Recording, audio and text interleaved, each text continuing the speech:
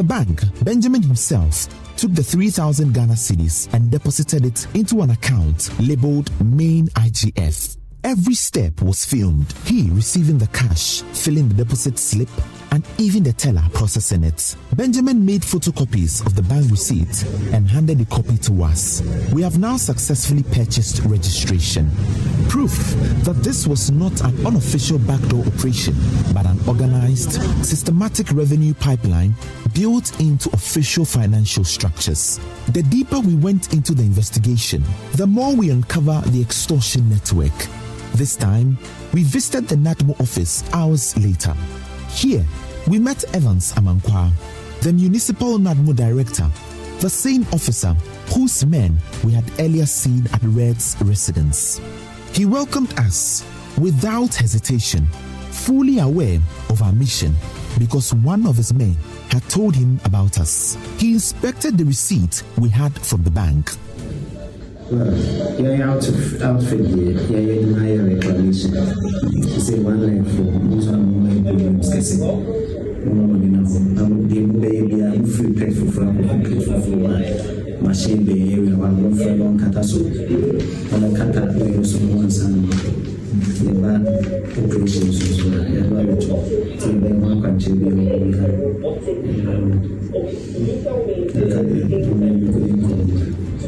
This direction was to confirm the amount to be taken. His officer, in another meeting room, requested that 2,000 cedis be paid to avert any ambush from NADMO officials.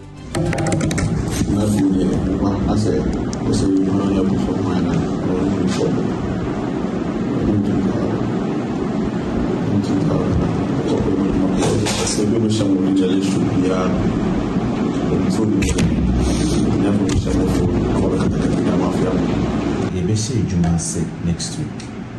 See, next week Monday nearby Nanka. You're director so you're yabani ye. Say name of budget 1,000 Nanka or the 1,000 Nanka in Nanka Sasa and the way Danas Nanka Monday in Nanka. After negotiating, he agreed to the 1,000 cedis. This was paid to the lead negotiator at the director's office.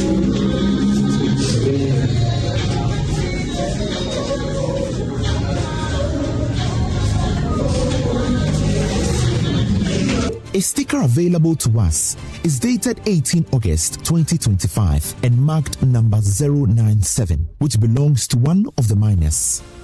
Where date now was 18 August 2025. How much did you say? 3,000 per each.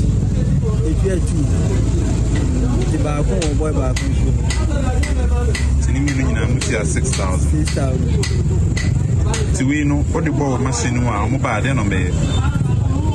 Almost a perform 6 months. The way date now, January almost have recovered from one leg, you know. Yeah. Last meeting, you know. Almost I say, yeah, started, and yet, and charge most sticker. In addition to excavator. And see, I come and see, but not gazetting.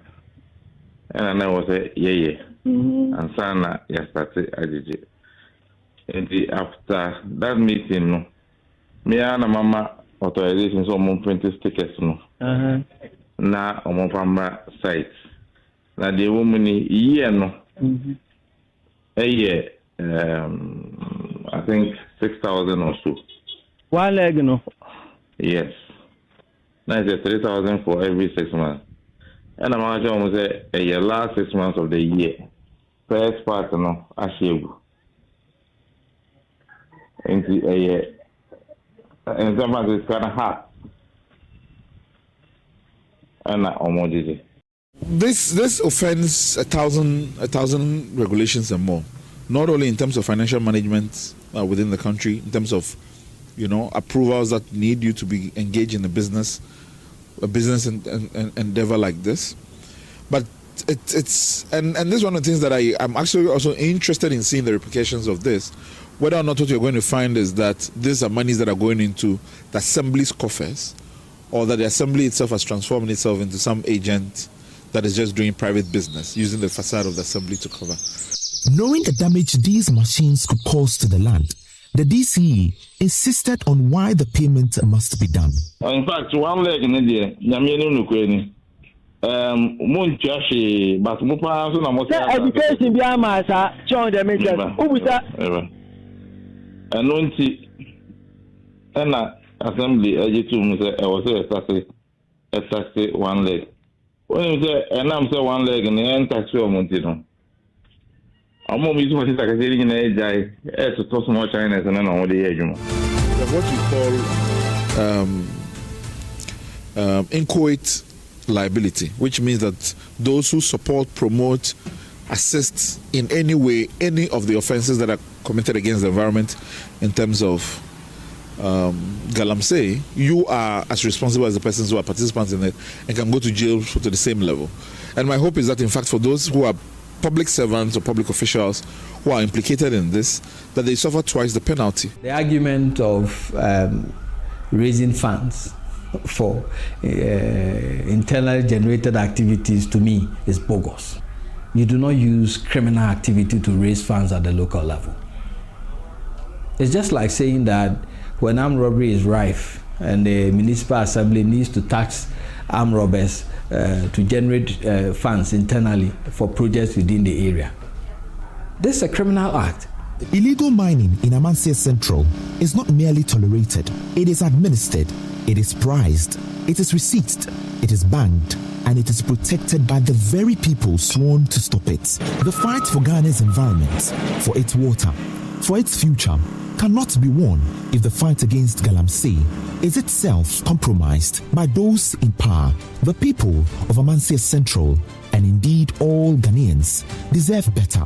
They deserve honesty, integrity, and decisive action against those who exploit their land, forest, water bodies, and their livelihoods for personal gains.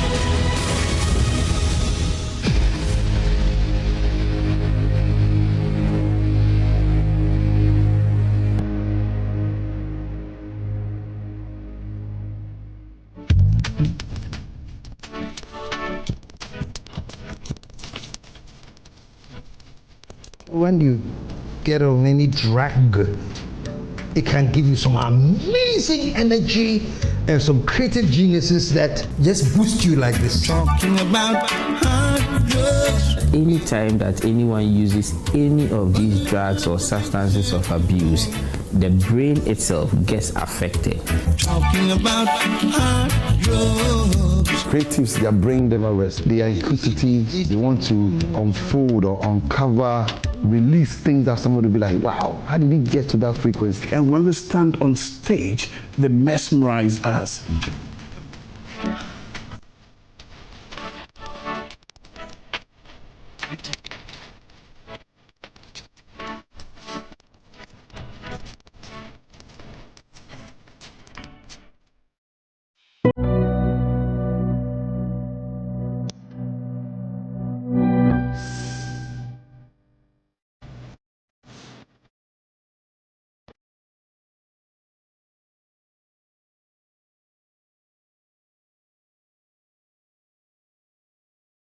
At one point in time, I left my comfort zone, my abode, and I came to Medina Ghetto, and I fraternized with rocks and wolves. I became a night owl, always on a wild goose chase. And sometimes making 3 square meters a day seems difficult and almost impossible for me. This is Noah King, a presenter who once worked with a popular radio station in Accra in the early 2000s. Noah's exceptional presentation skills earned him a lot of admirers. But his promising radio career was truncated when he was plunged into an abyss of drug addiction. Noah King tells me that he started using drugs before he got into the media space. However, he says the situation got worse when he traveled with some musicians for a concert in Tamale. That was when he was introduced to more dangerous drugs. After advanced level, I was at home doing nothing. And my father, had this koinonia with the musicians. He rolls with them. And then the Kokumba Nanumba war erupted. So the Ghana Armed Forces, the Ghana Police Service, the National Security Apparatus thought that it would be prudent on your part to organize a peace concert dubbed Operation Gongo in the 3 northern regions so as to forestall peace in the environs. So apparently, my father having, this koinonia with most musicians told one that, yes, I want my son to join you guys so that he can familiarize himself since he's at home doing nothing.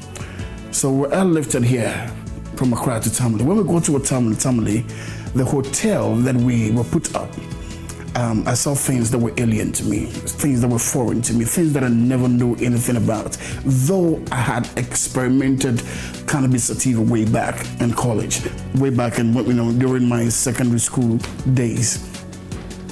So this time I realized that these things were foreign. And then one guy who was with me, whose name is Kofi, well, he was pointing to me, this is crack.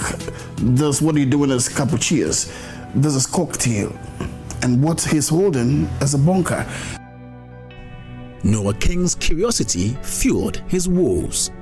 He was convinced that the source of the assertiveness and the energetic performances of the musicians was drugs.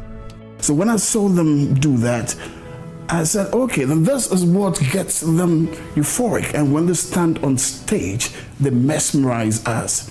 And I said, okay, fine. So when they were done with all that they were doing that very night, we were called upon to clear the residue. And myself and Kofi chanced upon a couple of freebase. When I say freebase, I mean crack on the table and some on the floor. So we took them. And Kofi knows much into it, and therefore he fixed the crack and he took a hit. And he asked me too. I said, yes, I want to try it, because if this is giving them the euphoric and the energy and the drive, then I think it's a good thing. And I tried it, and trust me, I was like a moonraker. I saw myself like an angel suspended in the air. When they returned to Accra from their concerts in the northern region, Noah could not free himself from the shackles of his newfound love. He spent his money on different types of drugs, including those that would enhance his sexual potency. So from the experimental stage, I moved to the recreational stage. Apparently, I was getting tuition from them. This will actually let you perform well in bed and all that. And trust me, when I tried it, I realized that they were, it was. But one thing about drug is this: when diminishing returns set in, you will get to understand that no, you're going down on bended knees, and even you wouldn't get erection, let alone ejaculation. Yeah. The drug addiction had a toll on Noah's work. He would rather spend time in the hazy stupor of his drugs than go to work. Eventually, he was sacked. It got to a point in time, instead of me going on air, I wouldn't go. I would say, Mufti Dabri, Najib, it is a good play for me. So it got to a point in time, despite says, no, it seems this guy has lost it, has lost focus. And apparently I was relieved of my duties. Not only did Noah King lose his job, he also lost his family and resorted to sleeping in slums. One day I went to town, and then before I came back, she packed bag and baggages and left unceremoniously with a young chap, Jaden, and they left. And when I came, I said, oh yes, beautiful. I love it that you guys went. Wow. Reasons being that the little that I have, I can use it to satisfy myself again. But Noah King is not the only Ghanaian creative that has suffered the scourge of drug addiction. Kiki Jan, Timothy Bentum, O.J. Black, Nasty, Lord Kenya, Akufo-Addo, Sugartone, and Red Eye of Too Tough fame have been in this situation. While some are able to overcome it, the addiction knocks others into penury and, in extreme cases, death. But the big question is, which drugs are commonly abused? Dr. Julius Hatcher, a psychiatrist and clinical coordinator of the Pantan Hospital, tells me more. Commonly, what we are seeing, and the most common substance all around the world, is alcohol. Alcohol is a very, very toxic drug. Unfortunately, it's among all of them the most legal and illicit of the drugs. Yes. Whenever you see adverts on TV about liquor or any bitters containing alcohol, they say 18 years and above, but who really checks for ID cards whenever alcohol is being purchased? So alcohol still continues to remain the most predominantly used substance or drug for that matter. Cannabis comes soon after that in our setting, where people use and are able to get at very cheap prices, 2 cedis, 5 cedis, and they are good to go. They still enjoy their high. And then you have the cigarettes or the nicotines around. This is the Chosen Rehab Center, a facility that offers help to mentally challenged individuals. This was where Red Eye of Too Tough fame, after battling drug addiction in 2023, got relief. The use of drugs is one big problem bedeviling the creative industry. A lot of creatives the world over have lost their lives, their sanity, and their livelihood through drugs. But what really pushes them into this act? Let's find out.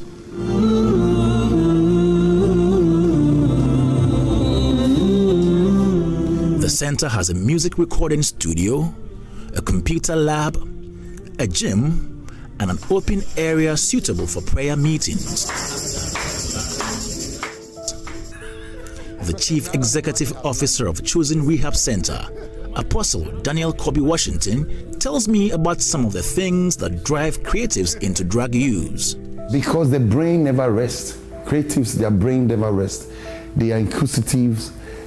They want to know more. They want to unfold or uncover, release things that somebody will be like, wow, how did he get to that frequency? How did he get this song? How did he come up with this movie? How did he write that book? You know, because the normal thing is, it doesn't give nobody a high. Something that is common, nobody wants to fall for it. But you want to come up with something different. And that is why they start experimental abuse or drugs. Let me do some weed. Let me do some alcohol. They have the different ways to do it. But the weed is known that it's supposed to broaden or open them up. According to satirist Kweku Sintim Misa, popularly known as KSM, the biggest push for drug use among talents in the creative industry is the ability of the drugs to evoke wild creative ideas.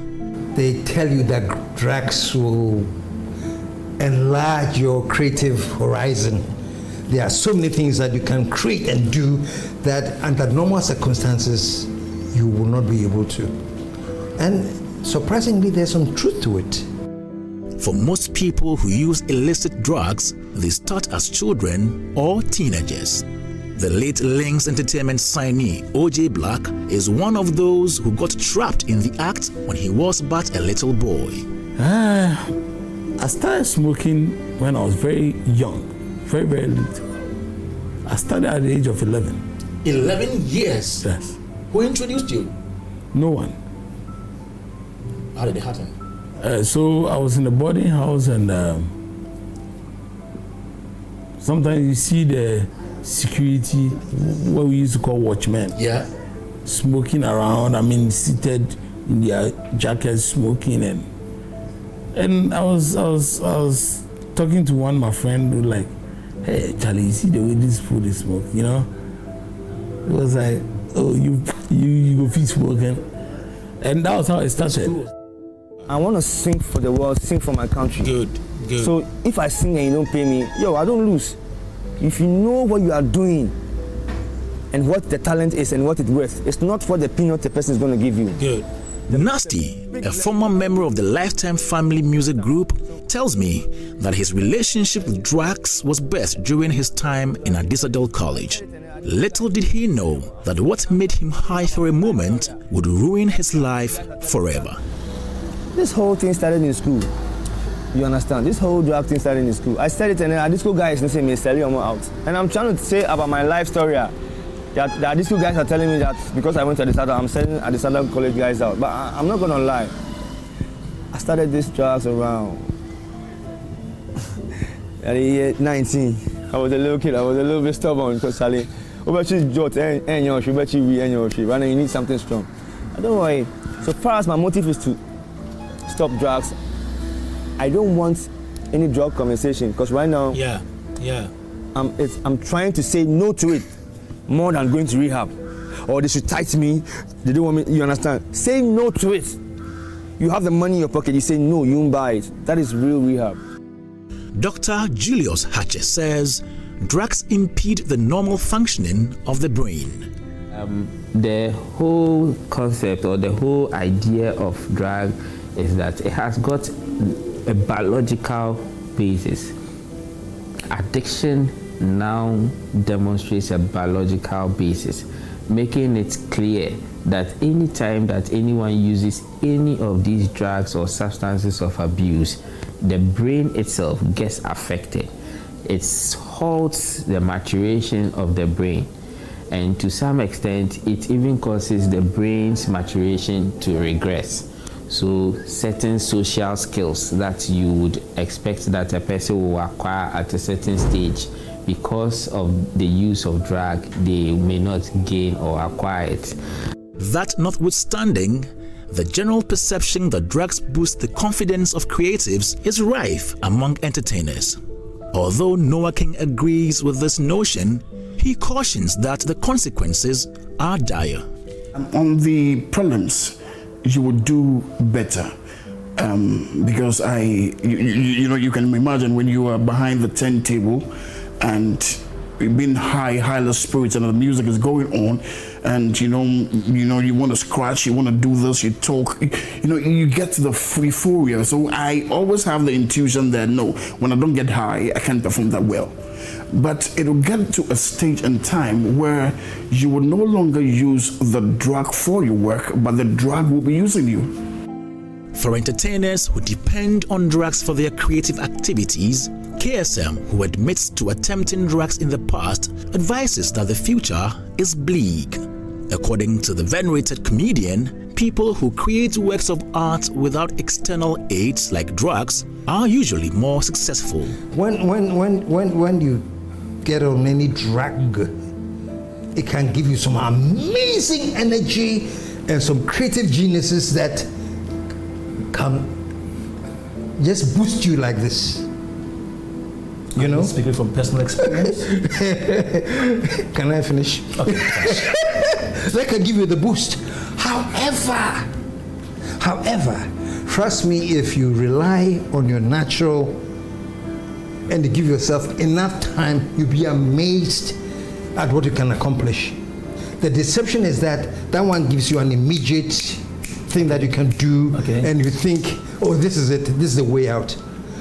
But the more you do it, the more at the same time it destroys that capacity. So you can be the greatest creative and everything, but later on you realize that it brings you down again very, very, very fast.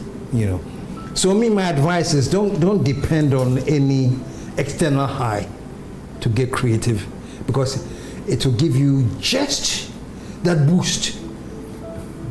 But you can't depend on that boost. Now the other question: Did you ever try it? Any of those drugs? I tried something. I tried something. Very, very minimal thing to test it. Actually, honestly, I did it. So okay, let me see how best it can help me to be creative. And the ideas that I got were all very, very wild. And to me, wow, this thing is amazing. It can give you ideas and things. But then once it starts dying down, then I realize these were not wild ideas. These were stupid things. Yeah. But at that time, you don't care. You think it's, you know. So yeah, for me, it doesn't work. And I think creatives, I believe in what they call the natural high. Okay. You know, I believe in what they call the natural high. Creatives who stay natural and depend on the natural high are always more successful, and they have longevity than those who depend on the quick high thing. Yeah. We pray in the mighty name of Jesus Christ. At the Chosen Rehab Center, Apostle Washington reveals a lot of the people who are brought to his facility for treatment are those who have artistic capabilities, a reason he decided to build a music studio at the premises. We see that almost 50% of the people that comes in are musically inclined. Oh, okay. So either they sing or they rap, or some might say they play drums. So we realize that if we're having a lot of these people, then we need to put in the studio. And God being so good, my background is production. It's because I'm a Grammy-nominated producer in Sweden. So it was easy for me to put together the studio and to teach music lessons and music classes and how to beat making and all of that. So you personally teach music? I teach, yeah. And you have others who help you to do that? Yeah, so I've trained a lot of guys. So the guys that you are seeing in the studios over there, they have been taught softwares like Pro Tools, Studio One, Logic, so they can use all these things and make their beats. And production helps because you need some kind of concentration, and if you are able to put the tones together, there's a certain high in it. Wow. So that can replace the highness for the drugs that you were fiending for. For those who find themselves in this situation, all hope is not lost. Dr. Hache suggests ways to help people get out of drug use and its addiction. In helping people who are into drugs or substance abuse, we have various strategies and approaches, and it's easier when you have the person you are dealing with appreciating the fact that they have a problem that needs to be treated, for that matter. Unfortunately, quite a number of the people who have substance use disorders or addiction issues do not even consider it as a problem until they may hit rock bottom. But once they do, what we do is that we have a process whereby we assess them, because drugs, like I have mentioned or alluded to in the past, have a myriad effect on the human being, and they may have a physical condition that is associated with the drug use. So they need a thorough medical examination, a thorough psychiatric examination, so that we identify some of the underlying medical conditions, some of the underlying psychiatric conditions. Then we can target treatment at them and probably focus subsequently on the drug use. So, before you think about engaging in drugs to boost your creativity or for other recreational purposes, consider the hulking effect it could have on your health, your finances, your family, and the community. Kwame Dazi, JoyNews.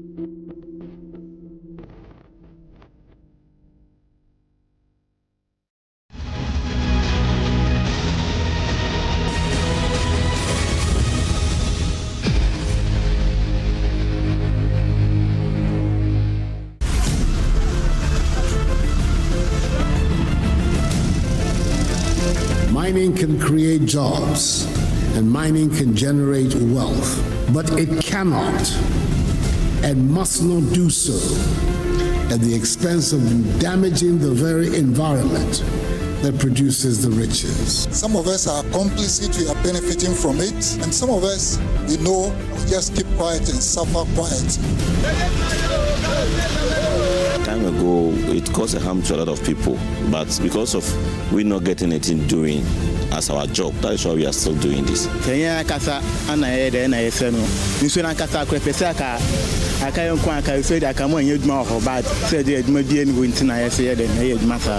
I can't buy excavator, but the ministers and the MPs, you can do that. So we are saying, I am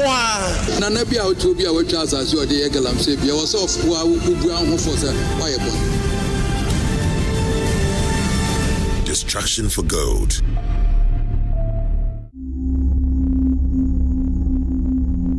At Wasa Dadieso in the Western region, we encountered one of such mining expeditions at the edge of the town, very close to the main road. A bird's eye view revealed deep excavation in the town.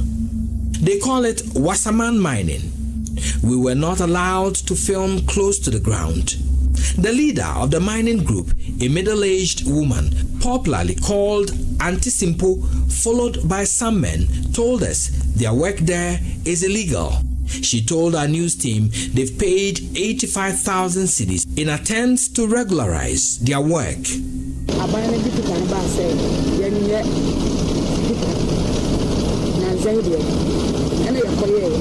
When government requested the regularization of mining, we started the process and paid 850. We nearly got it registered, but we didn't get any support from our leaders. The MCE will not sign papers to get us through. Our leaders prefer we do this kind of mining in secret. The environmental effects could be seen close to the roadside. Streams of mining residue flow down from the alluvial washing bays on the hill close to the main road. Houses at risk of collapse from deep excavation in the Wasa Dadieso area. For instance, on our way from the Bia River, we saw from the main Diaso Ayamfre Road active mining a few meters from the roadside. In what the operators described as community mining, a number of pumping machines and other earth-moving equipment were seen actively harming the earth away. Rugged, dusty, and riddled with potholes, this is the Pristia Bogoso Road, leading to our next stop, River Ankobra. Flowing about 190 kilometers south to the Gulf of Guinea, the once beautiful water source has changed to a highly polluted milky brown. The Ghana Water Resources Commission's turbidity values for February 2022 pegs the turbidity level for the Ankobra River at 3,260 at the Pristia catch point. The pollution is visible on the Pristia Himan Bridge.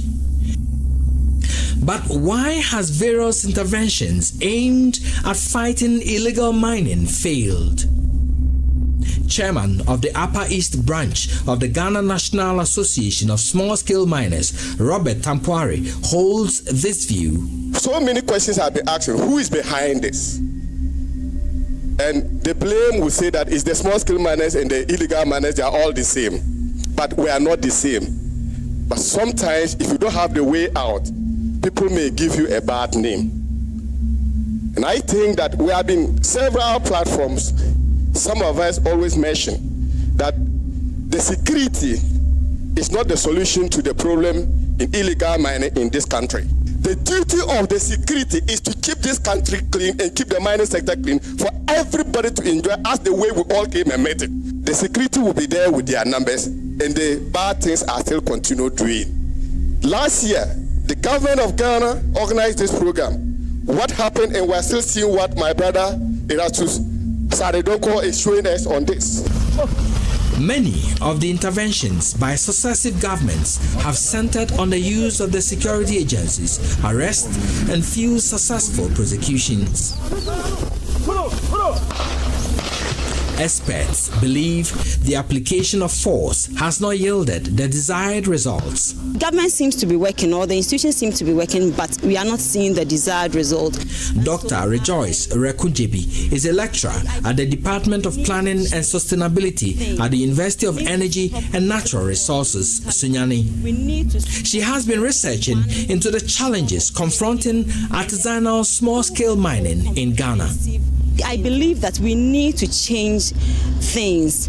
We need to stop using force and brutality. We need to stop the one form of training and then do a whole comprehensive thing to be able to manage the situation. If not, we'll do this today, tomorrow we'll come back to the same thing and we'll still be talking.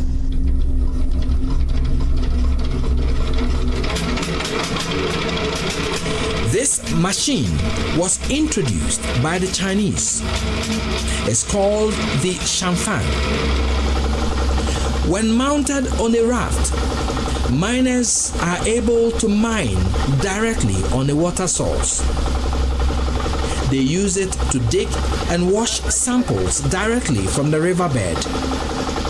It is a major water polluting tool.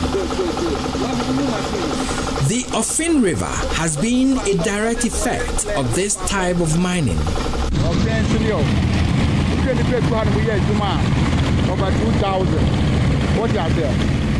The river is now a pale shadow of itself, looking lifeless.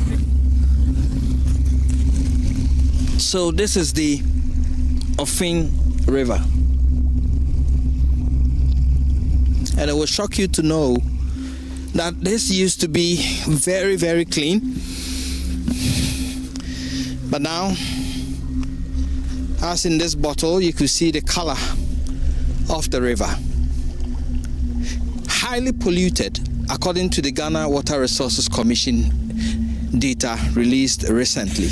Samples tested by the Water Resources Commission at the Odaso catchment area of the Ofin in February 2022 recorded 1,534 NTU, described as highly polluted. The Lands Ministry says it has recently seized over 800 of these machines on the Ofin. But a recent trip to Abesua, Abumpe, Beposo, all in the Achumampunua districts of Ashanti showed over 200 of these machines actively mining on the Ofin River. Deputy Lands Minister Benito Owusu-Bio answers why.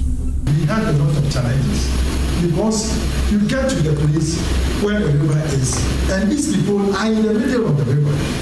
We had no means of getting to them, and you cannot shoot them. These are Ghanaians. So there were instances where they will stand on their boats and wave at us.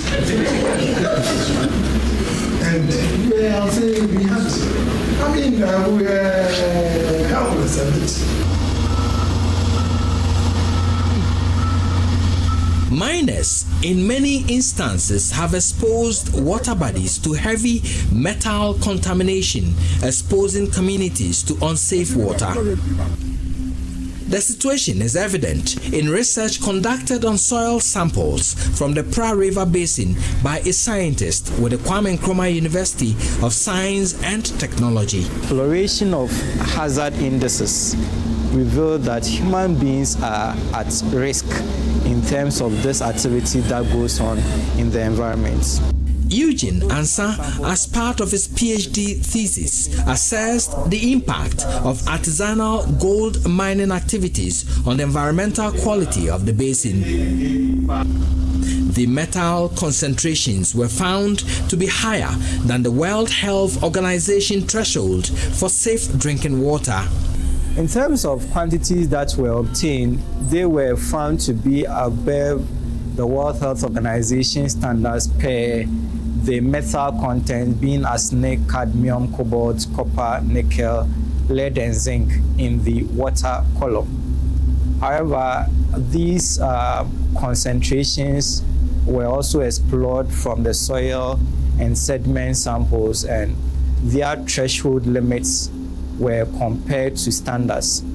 It was revealed that all the standards that was compared with, including established background concentrations of metals in Ghanaian soil, the current levels in the Praia River Basin were above them. Despite Ghana being a signatory to the Minamata Convention, highlights of which include a ban on new mercury mines and the phasing out of existing ones, the use of mercury in artisanal mining is still a major feature in Ghana.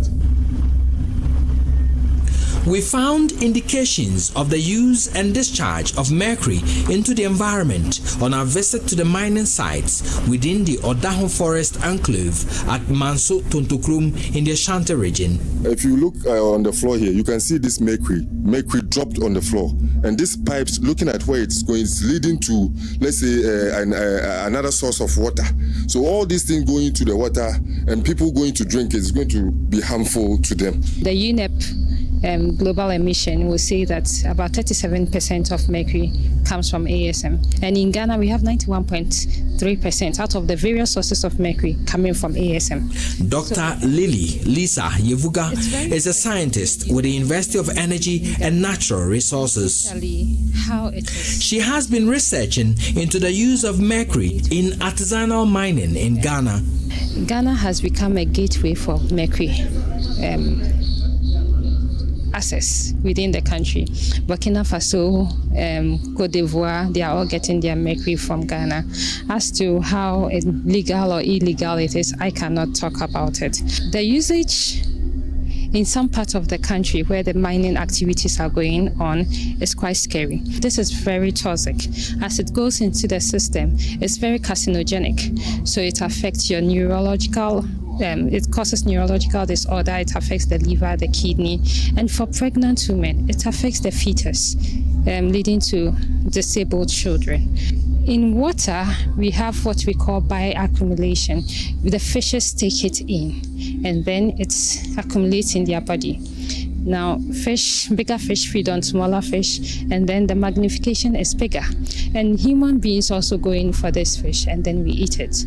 And that even makes it worse for us. These nature crimes affect agriculture. These polluted water sources cannot be used for farming.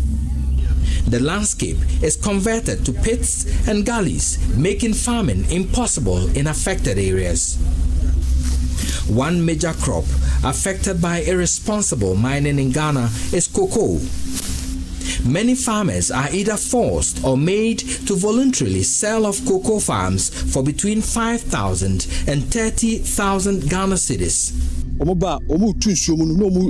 illegal miners dig in the water sources and people's cocoa farms.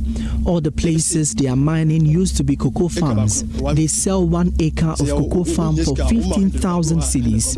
If they need money, they accept 10,000 to clear the farms. At Enyinamso, these farmers pleaded with our news team to appeal to authorities to help drive illegal miners from destroying their farms.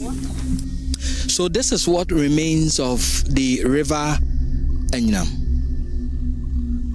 And as you can see, it has been stopped right here, and the miners are now digging deep within the riverbed itself. And so it is denying farmers here water to water their crops and even use it to spray their cocoa farms. I don't have access to my farm. These pits they have dug around the farm will force the stream to overflow and submerge my farm. They want us to sell the cocoa farm to them.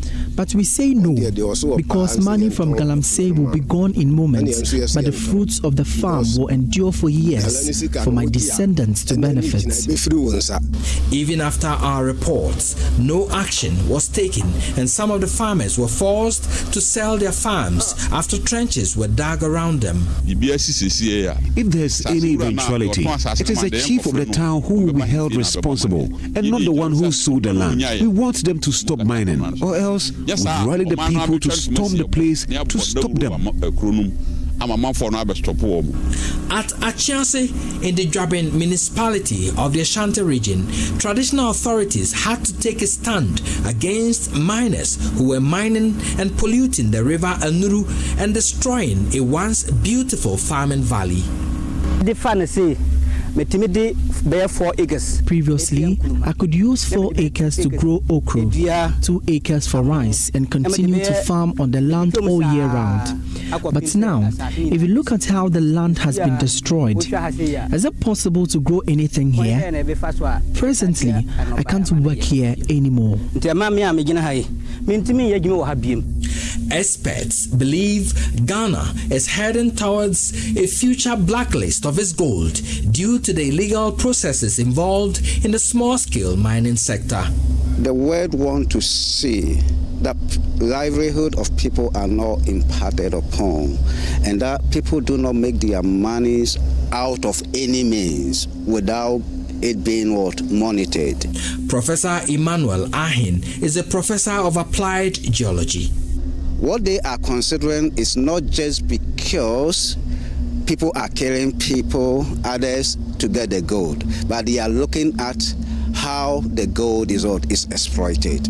The current devastation of forest reserves and pollution of water bodies in search of gold could lead to a ban on Ghana's gold.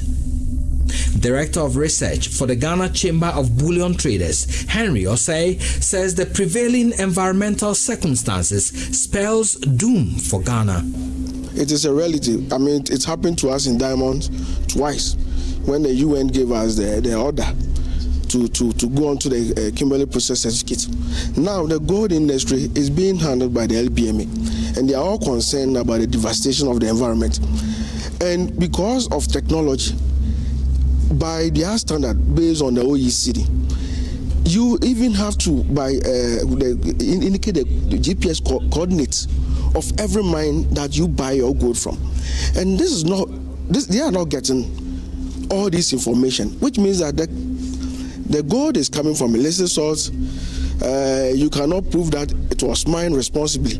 And on the basis of that, now Dubai, which used to be the alternative when we were banned in 2013 by the Europeans and Americans, are also being squeezed to go by these same standards, which they were even fighting against in the past.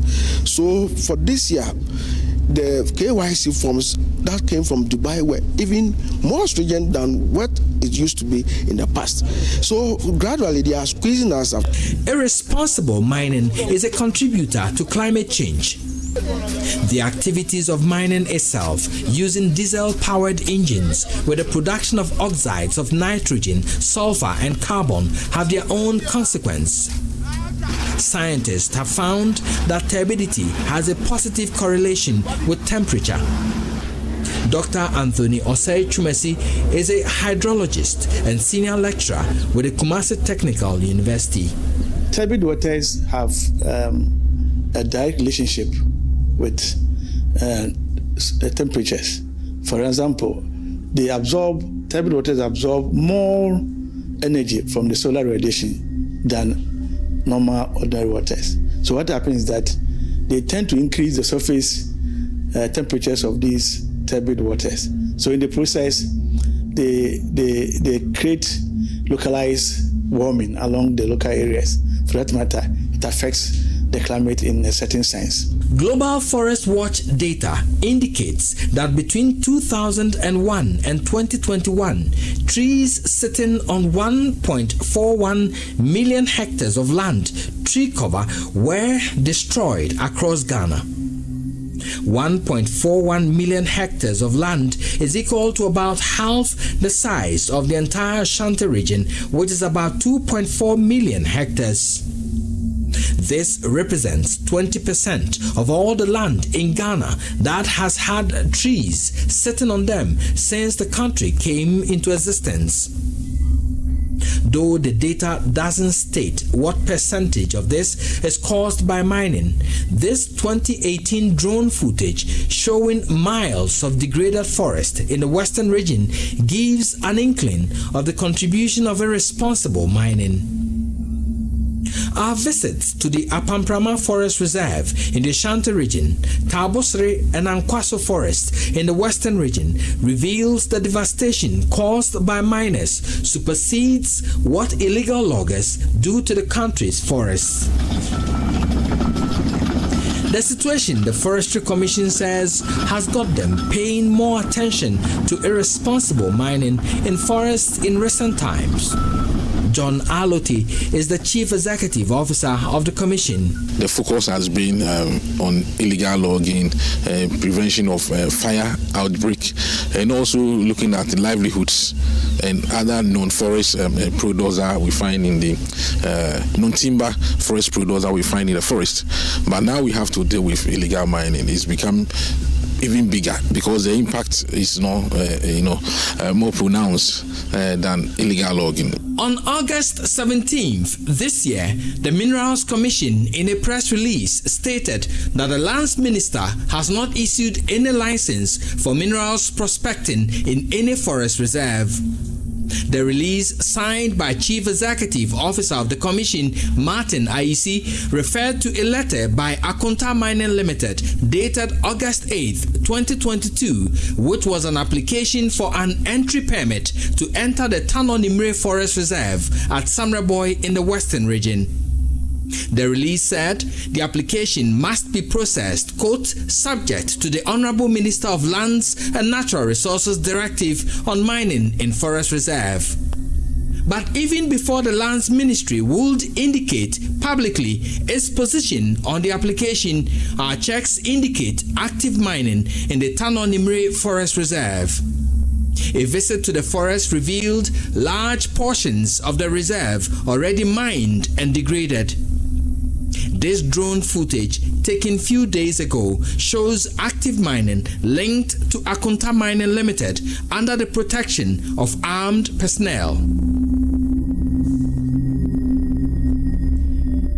The forest reserve is being destroyed with impunity even at the time of airing this report. Despite Love News' expose on military personnel protecting miners in the Odaho section of the Apamprama Forest Reserve, security personnel are still providing protection for miners who are pillaging the reserve currently, as corroborated by the Mentiahene of Bekwai, Nana Kusi Frimpong Kotobre.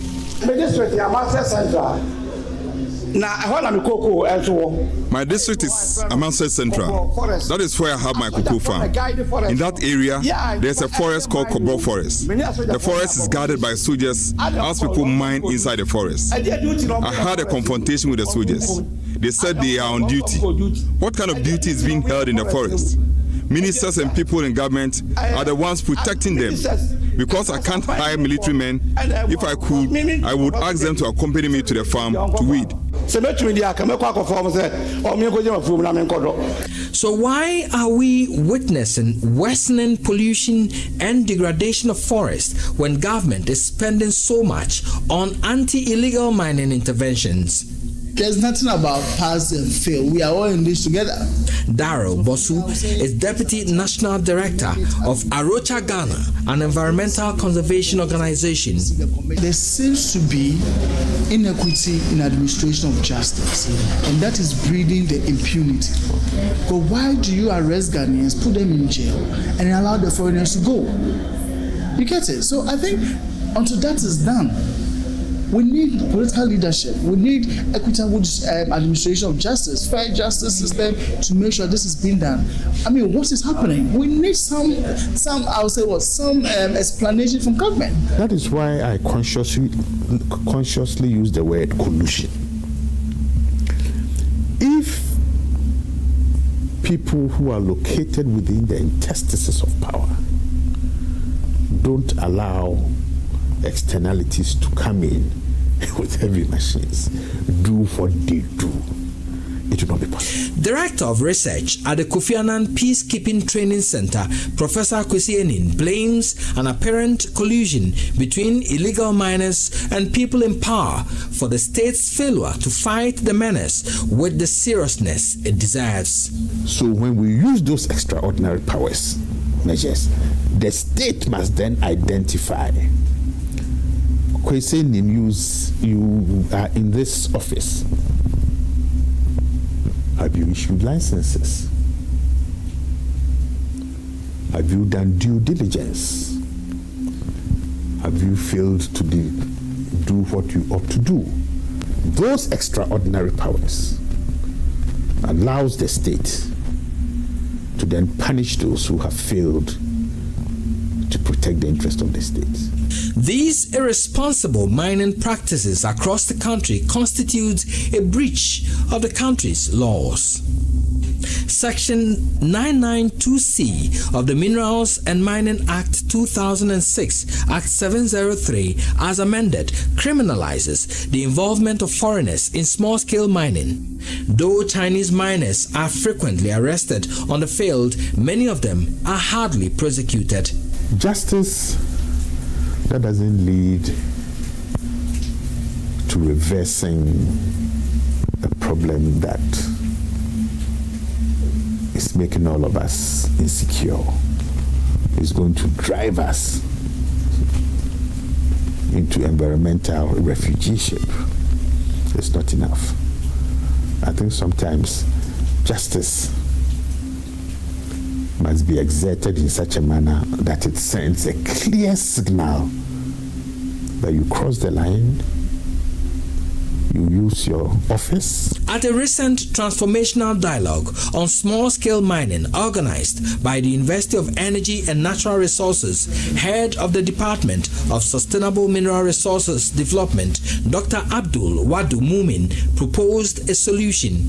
We propose to all stakeholders in this country, including government and the private sector, that given the needed support, government, in partnership with University of Energy and Natural Resources, could establish substations of several satellite receivers across the country.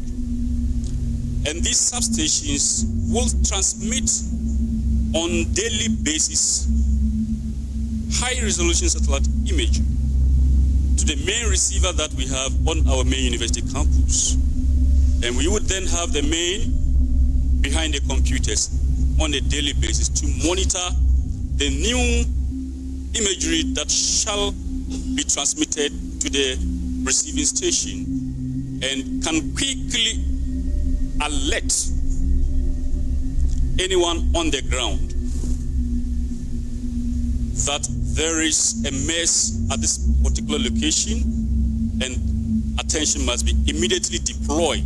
It was clear through our visits that the country's mining regulatory institutions need to be strengthened and adequately resourced to give proper oversight on the sector. Enforcement of the law needs to wean itself from political interference. The problem needs a major political statement from the president to identify and punish political actors using their influence to engage in the illegality. Perhaps the country needs to choose champagne for a few or safe drinking water and a green environment for all now.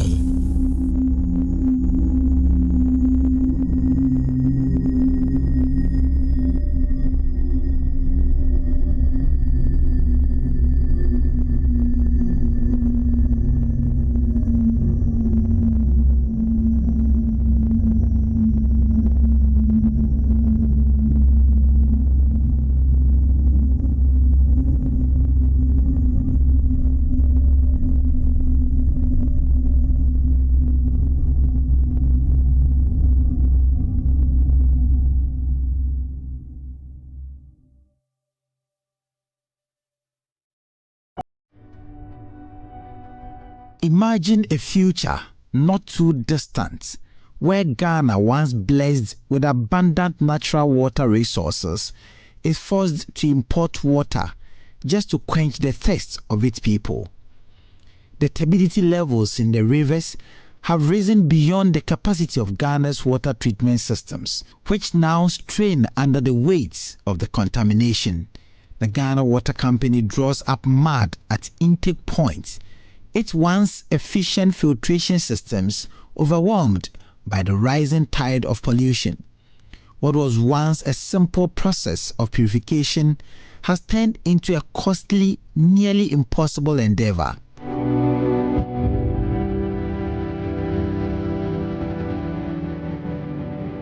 This is the Daboase water treatment plant built in the Western region. This plant supplies part of the Western region with water. But today, the treatment system draws mud to process water for the people. The story at the Setrahiman water treatment plant is even worse. The gold-hungry rush of illegal mining has poisoned our rivers with mercury and other harmful substances, seeping deep into the soil, the water, and the future of the nation. With 14,000 NT and still counting, the water company is spared.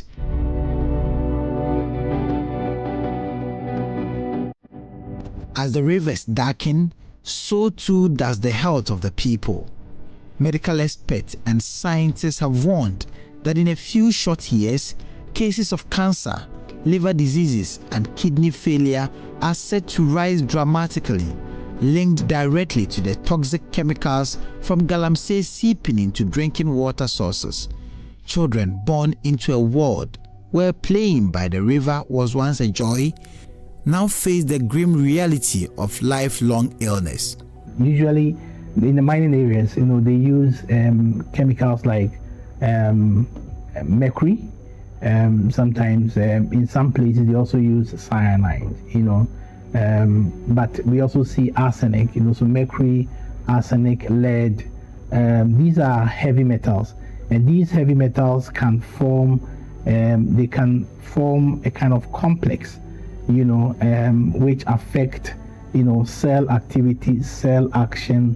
And toxicity, very, very serious toxic levels. Professor Kwame Ohene-Boabing, clinical pharmacologist and professor of pharmacy practice at the Kwame Nkrumah University of Science and Technology, shares more light on the effects of heavy metals and other chemicals on the health of people in Ghana. These heavy metals, they can actually affect activities of the brain, the spinal cord, or we call the central nervous system.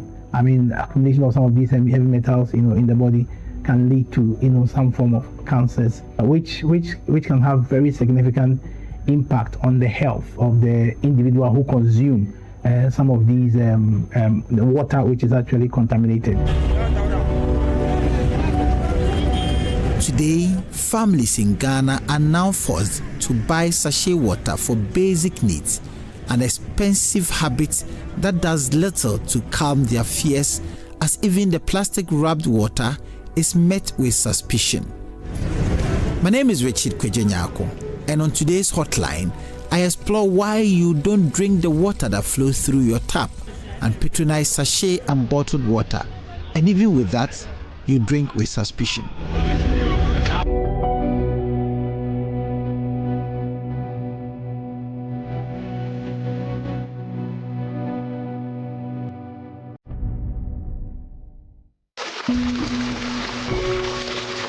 Those days that people saw rivers, streams as their gods, they did not venture to destroy them because you cannot destroy your sacred areas. But modernization has come to dilute some of these beliefs. And I also think that it's cultural because people normally do not pay much attention to water, though it's a very critical or a necessity of life. Managing Director of the Ghana Water Company, Clifford Brima, bemoaning the lack of respect for the country's rivers and water bodies.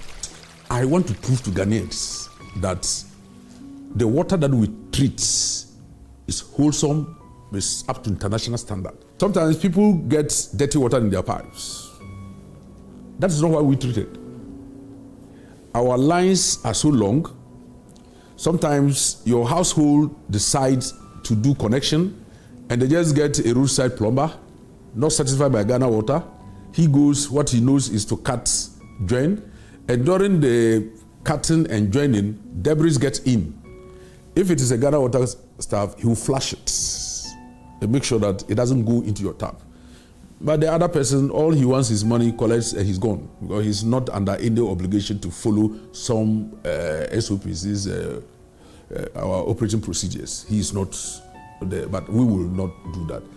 In towns and cities across the country, taps are running, but the trust in the water that flows through them has evaporated. Consumers are turning to sachet water, a costly alternative. But even this doesn't bring peace of mind. Even as the pollution of the rivers continue unabated, the managing director of Ghana Water Company Limited, Clifford Brima, believes the water they produce is good enough for drinking and that there is no cause for alarm. It's marketing. The sachet water people want to let them know that, and to your surprise, most of the sachet people fetch our water and bag it. They don't do any treatment process. But they tell them what is in that bag is more wholesome than where they fetched it. Because they fetch it into another container. Probably the container is contaminated. And they will now put it in a bag, close it and sell it to you. So there are marketing issues that is creating trust issues. But we can tell, and that's why I told you that we've done this ISO. Just to tell you, this is not a Ghanaian thing alone, it's an international standard. But the scientists say Ghana Water Company does not have the capacity to take out the presence of heavy metals in the water that flows through the taps. Professor David Kofi is an environmental scientist at the University of Cape Coast. Akufo-Addo Water Company, the mandate they give them is what they are pursuing. No two ways about that. And by all indications, they are doing what they are supposed to do. And by the quality that they are looking for, they get it from the way they treat their water bodies. But it goes beyond that. The fact is that our water treatment system was handed over by our colonial masters during independence. And it does three basic things. You get the water, it clarifies the water to make it clean, and then we chlorinate the water to kill germs and pathogens in the water. These are the basic things our water treatment system does. Anything other than that is a problem. And today, mining is done right in the rivers. What it means is that we have added several chemicals to the water, which our treatment system does not take care of them. They do nothing to them. The pesticides, the heavy metals, the endocrine disruptors, they all get into the water body. But our treatment system does not take care of it. It doesn't attempt to take anything out. So they are always in the surface water that is being treated and piped for us. The question of whether the water flowing from our taps is free from heavy metals and other contaminants is a matter of great sensitivity. It touches on both public health and trust in our infrastructure. At the heart of this issue is the Ghana Water Company, which shoulders the vital responsibility of delivering water to households across the country. Ensuring that this water meets safety standards falls to the Ghana Standards Authority, whose role in inspection, testing, and metrology provides a crucial layer of quality assurance. At the helm of the Ghana Standards Authority is Professor Alexander Dodu, the Director General overseeing efforts to guarantee that the water Ghanaians rely on meets the highest safety and quality standards. The Ghana standards for water excludes the presence of heavy metals, period. So any activity which will contribute to the presence of heavy metal in water, because if you're using a borehole, it's going to be surface water. You're going to drill down, but whatever is on the surface will percolate down. So, and heavy metal doesn't go away. So wherever there is heavy metal, it will show up in water. If heavy metal shows up in water, that water is not safe, nor fit for consumption. So I think you can draw the analogy that any activity, whether it's galamsey, whatever activity, leads to lead, mercury, any other heavy metal being present and being present such that it can be in water poses a risk to human health. And indeed, we often talk about water, but rarely do we even discuss that these heavy metals can also be present in both livestock and also the food we eat. So really, anything which exposes the environment to an increased level of heavy metals puts everybody in Ghana at risk. Evidence in the areas where the galamsey have caused problems which are so visible, I think it's obvious to say that if you live there, it's dangerous to drink the water and participate in the food unless it's been tested and proven as safe. In homes across the country, this is the new reality. Even as they pour from sachet, the people of Ghana drink with suspicion. The unseen consequences of galamsey have infiltrated every aspect of life, eroding trust and safety in something as basic as water. 3 reasons why I don't trust the water that flows through my tap. 1, when they close the tap and then they open the tap, the water looks very brownish. And then 3, the water is very, like it smells chlorine. And then the third one, when they close the tap and then they open the tap, the water is not good at all. You can't even use it to do anything. You have to wait up like 3 days before you open the tap, then it looks somehow okay before you can use it. Mabel, a food vendor at Community 25 in Tema, no longer trusts the water flowing through her tap. For her, it's simply undrinkable, tainted and unfit for her or her customers. Despite being connected to a water supply, she remains convinced that what pours into her home is still polluted, its clarity masking hidden dangers. The price of sachet water is high, but the price of trust is even higher. To Ifwa, relying on the tap is not an option anymore. Sometimes when I fetch the water and I'm going to use it to bath, and then use that same water to wash my underpart, it's very scary. It's the chlorine. And then even there's kind of scent you hear from the water. Yes, it's very hard for you to use that water to touch your body. And I can't use sachet water to be bathing myself every day because the water, I can't use the water to wash my under. When I see the color of the water, I'm scared. On the street of Accra, the headache of many is the water they consume and what cost it comes with. They believe the galamsey activities, coupled with other contaminants, have eroded their trust. I don't take pipe water anymore. The reason why now we pollute the water with galamsey, so that water we can't take it again because we are afraid to drink it when we get another sickness. So that's why I'm taking off it. Oh, because normally in that water is clean and hygienic, you can drink it. But now, when you open the tap, sometimes you study the water is changing the color. It has a different colors because they pollute the water, so we can't take that water. Nana is deeply troubled by the growing reliance on sachet water, a trend that shouldn't exist in a country where the Ghana Water Company is meant to be one of the primary sources for safe drinking water. He watches in frustration as more and more people turn to bottled and sachet water for survival, a costly alternative to what should be a basic right. For Nana, the root of this issue is clear. Galamsey, until the illegal mining ravaging the nation's water bodies is brought to an end, the hope of restoring trust in tap water feels distant. I'm not taking it again, so government should do something about it because how the galamsey is pouring our water is bad. It's bad, it's very, very bad. In the olden days, normally as the galamsey is not done it in Ghana, as it's not going on, as they pollute the water, we take it, we used to cook, bathing, everything. Now only bathing we take the water to do. Only bathing. But normally if you want now, in the olden days, you use the water to drink, you can fetch it and put it in the fridge, then you drink it nicely. But now we cannot do it anymore. The data from the Ghana Statistical Service contained in the 2021 Ghana Population and Housing Census indicated that 37.4% of households use sachet water as their main source of drinking water, followed by pipe-borne water, which was used by 31.7% of households, borehole or tube, which was used by 17.7% of households.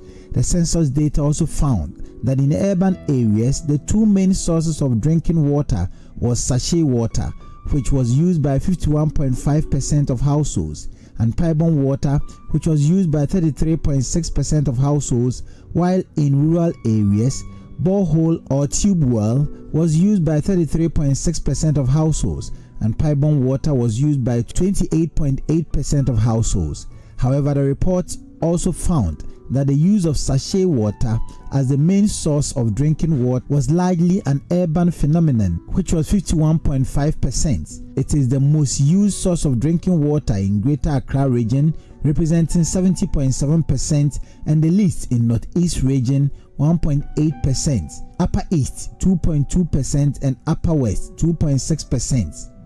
But is the sachet water and the bottled water you buy on the street safe? Somebody can come up at the back of his or her house or in a bedroom, can come up with something and say, let me do this here, and then we are not able to find out. So for such things, we rely on whistleblowers and neighbors. When you see that a truck or even a small pickup is taking some water out, or just check, do you have the FDA/WTE, whatever number there? Just get to FDA and ask, because anybody could do something like that. So that's why I didn't give you 100%, because these things can come up. But as soon as we find out, we bring them to book. Maria Abba Lovelace Johnson is Director of Inspection at the Food and Drugs Authority. The Food and Drugs Authority has the mandate to protect health and safety of the consuming public. The authority does so by ensuring that all foods are safe and efficacious for human consumption.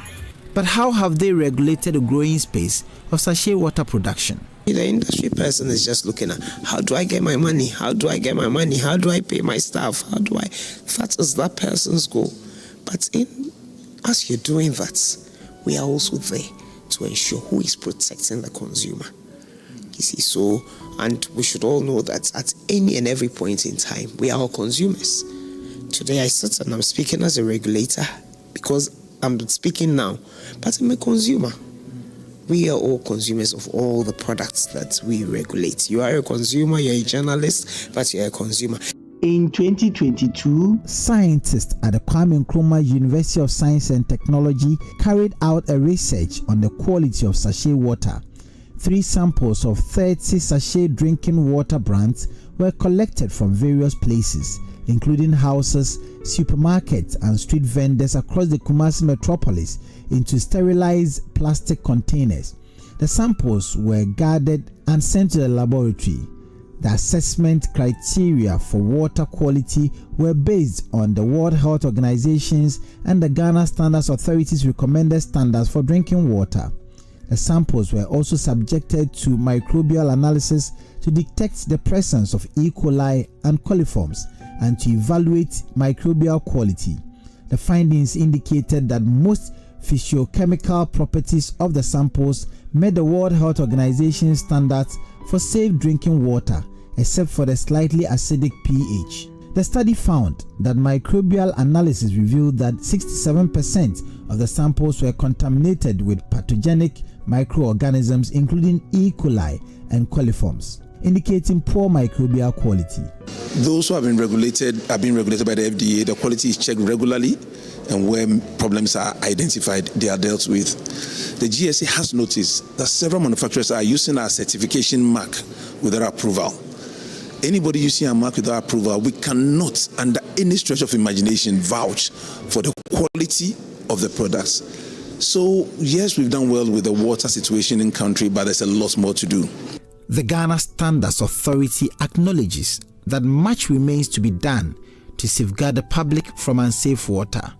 Professor Alexander Dodu has voiced his concerns, noting that there are serious questions surrounding the purity and safety of sachet water, which many Ghanaians rely on daily.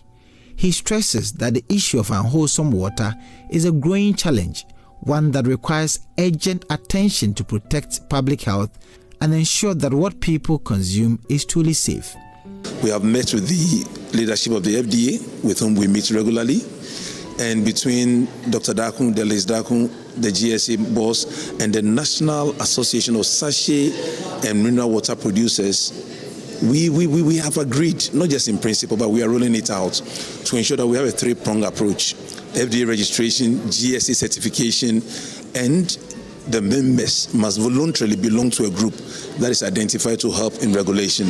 Because there are districts where people are producing at their backyard and coming, and if you are small scale, they don't even come on the radar, but it poses a risk. Because if you are at a funeral in the village, whether you are Director General of GSA or not, you will buy water and you would assume that this water has been tested and certified and approved for sale by the FDA.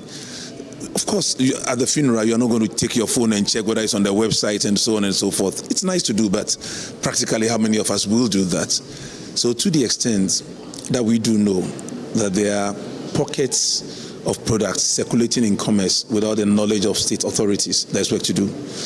To the extent that the products even on the market could change in quality, requiring constant surveillance, we have work to do. And for us at the GSA, to the extent that people are using our logo without approval, there's work to do. But when you put all together, the GSA and the FDA has harmonized. We have harmonized, and I've said that, look, we are reducing the cost and the time.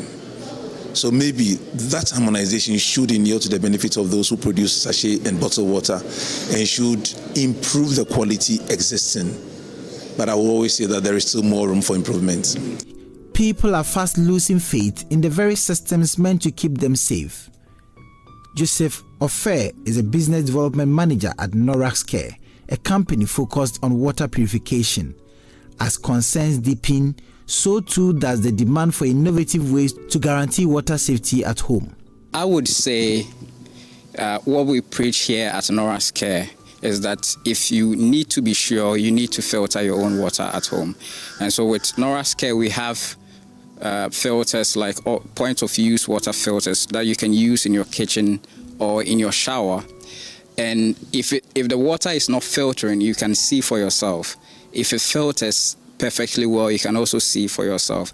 And there are several other components in the water that can also help in the filtration of heavy metals as well. For instance, KDF55 and activated carbon. And so it is very needful that when you need to be sure, you filter your own water at home. Amid widespread distrust, one thing remains undeniable. Ghanaians are either drinking water from the Ghana Water Company or relying on sachet water. However, Stanley Mate, communications manager of the Ghana Water Company, insists that those choosing sachet water, despite having tap access, are doing so out of perception, not necessity. According to him, it's less about safety concerns and more about lifestyle shifts. I think it's just about perception, and I think and it's also about standards of living. When people's standard of living improve, okay, then they resort to all manner of expensive adventure or venture. Okay, so for me, I think it is just a rise in the standard of living for people. So that is what you think, but that trader, okay, in times past, okay, was drinking directly from the tap. Now she's selling somewhere and can make a living for herself. So now she can afford a sachet of water. Okay, there are people who can't afford a sachet of water. You know that it's very difficult for some people. There are people who will not drink sachet water, but will drink bottled water. Okay, so it's the standard of living, and everybody has his or her own standards. So the trader has his or her standards, and maybe her standard could be sachet water. You are quite enlightened. You are an elite. You could be classified as an elite person. So you will see bottled water as your standard for drinking. So for me, it is just perception. No, it is not trust. Mr. Mate says the Ghana Water Company goes through multiple layers to keep the water safe and makes a case for those who drink water from the Ghana Water Company. For me, okay, and for most people that I know, I drink directly from the tap. If you come to my home, the water that I'll serve you is from the tap.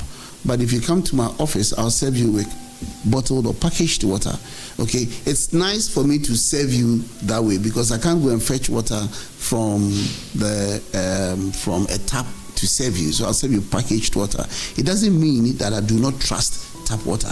In my home, I have bottles in my fridge. I fill with tap water, and anytime I want to drink, anytime my children want to drink, we drink directly from the tap. But because I am involved in water treatment, and I know, and then from research that I am privy to, tap water is the best quality water when benchmarked with packaged water. The treatment of water is continuous, 24/7. So the water that flows through your tap is fresh. It means that water is less than 24 hours old. Okay. Now with packaged water, are you able to tell how old the packaged water is? Do you know where it was produced? Do you know the processes that it's gone through? And do you know how long it's been on the shelf before you procured it?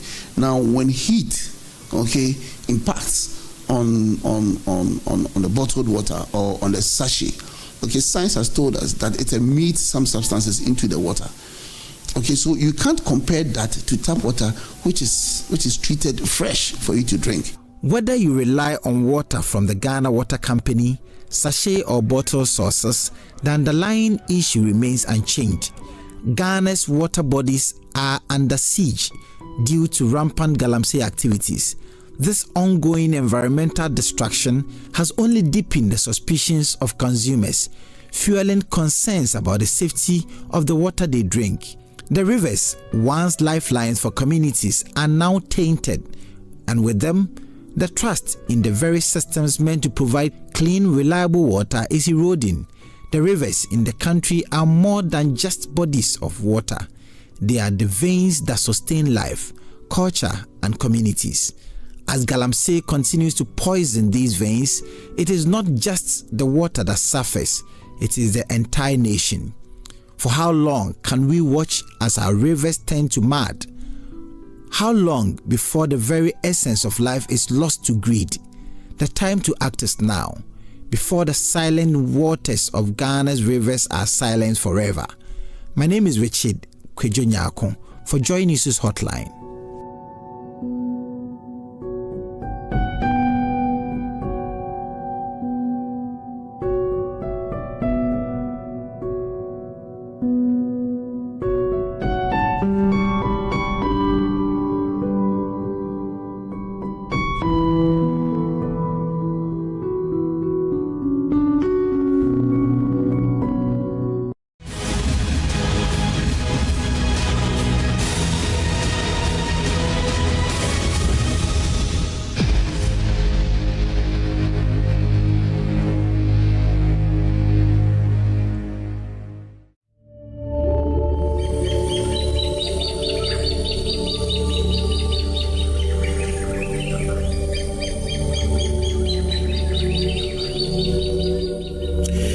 Think of Ghana's forest as a pair of lungs or kidneys, cleaning our air and water, regulating rainfall, sunshine, and serving as a buffer against natural disasters.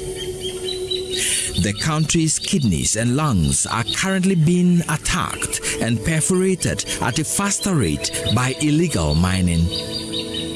7 of Ghana's 16 regions have been affected by illegal mining activities. 34 of the country's 288 forest reserves have been affected, with an estimated destruction of 4,726 hectares, larger than twice the land size of Ashanti region, according to the Forestry Commission. Whilst the country begs for funds to slow down the destruction of its carbon filters, Parliament has amended environmental laws to open up existing protected and production forests for more mining.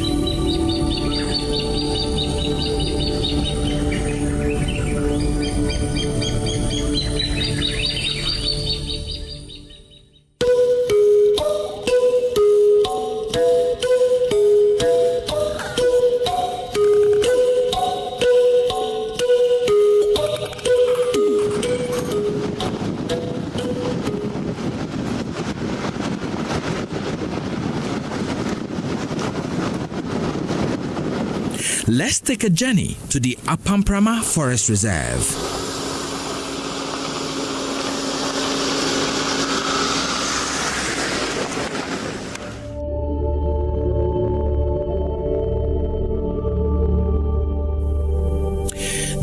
Apamprama Forest Reserve is one of 4 forest reserves within the Amansia Central and Amansia South administrative districts of the Ashanti region. The reserve was selected in 1937 and later demarcated in 1938. Ownership is vested in the Bekwai, Rempi, and Denyase paramounties.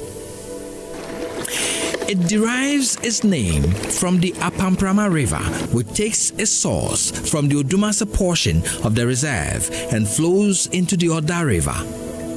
It covers a total area of 34.7 kilometers square with 21 admitted farms.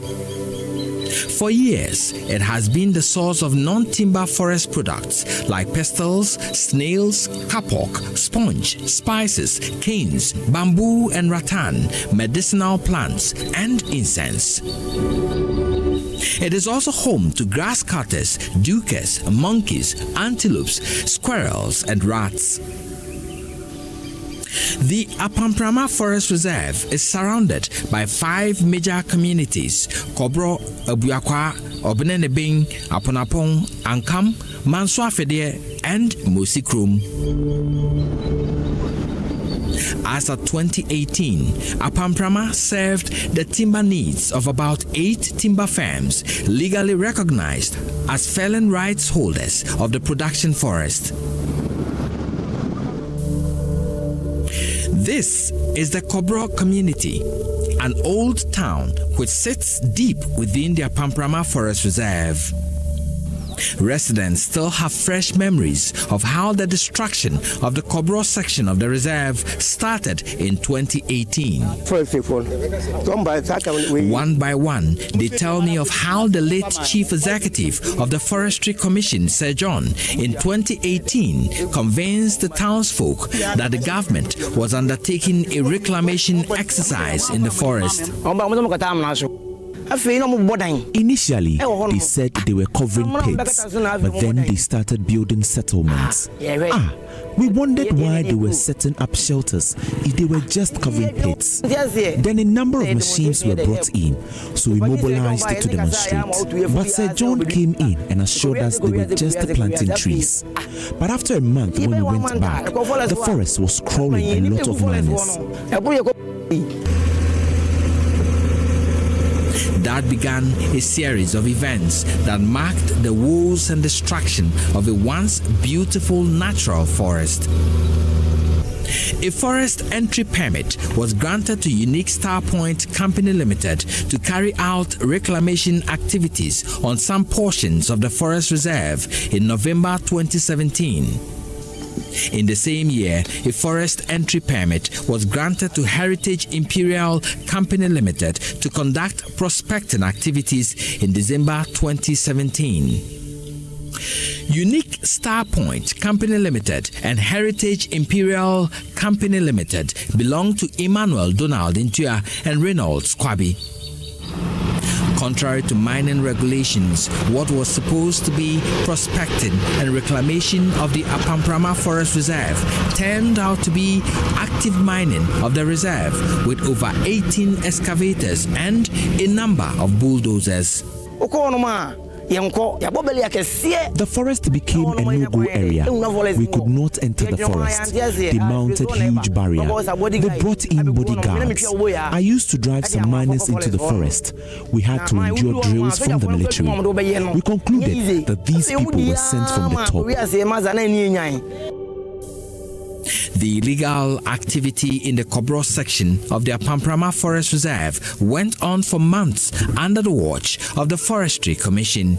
So this devastation went on, and the Apamprama Forest Reserve sites are right here. The Forestry Commission says it had no evil, it did not see anybody bringing in heavy equipment. This has lasted for close to a year. No government official got wind of it, or nobody was prepared to even face them. After failed attempts by Operation Vanguard and other security agencies to stop the illegality, the Interministerial Task Force on Illegal Mining moved in to stop the pillaging of the forest.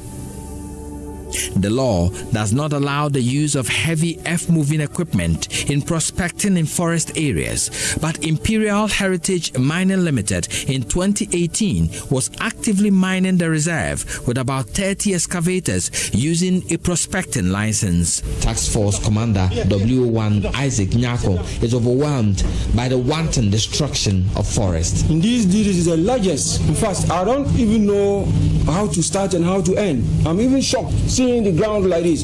The largest so far at this very site.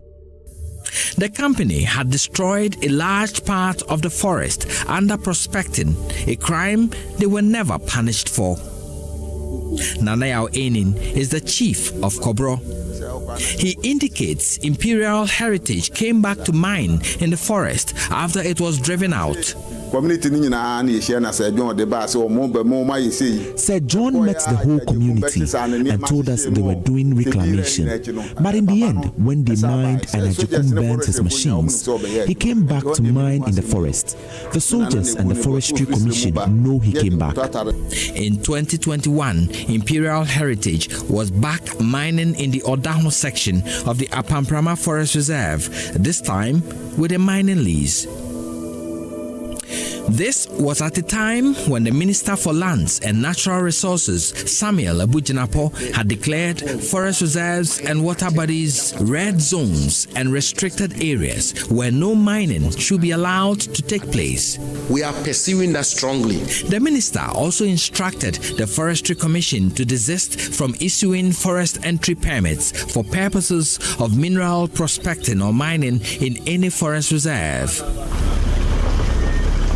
But in 2021, my team met Imperial Heritage Mining Limited and its Chinese miners mining the Odaho section of the Apamprama Forest Reserve under the protection of over 30 fully armed military men. Sometimes we don't do things like that.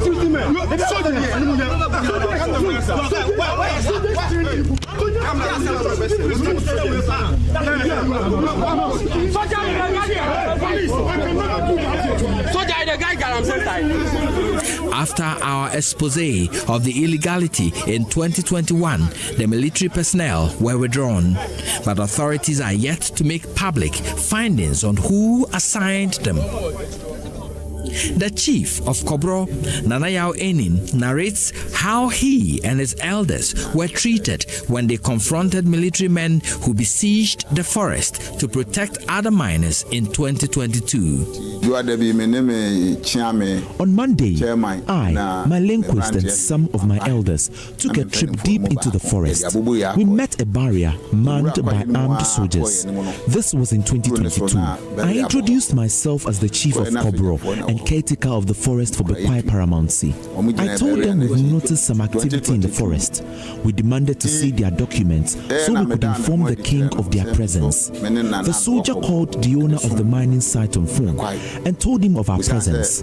His boss told him to ask us whether the forest is owned by the government or the people of Kobro. We couldn't challenge the armed soldiers, so we left.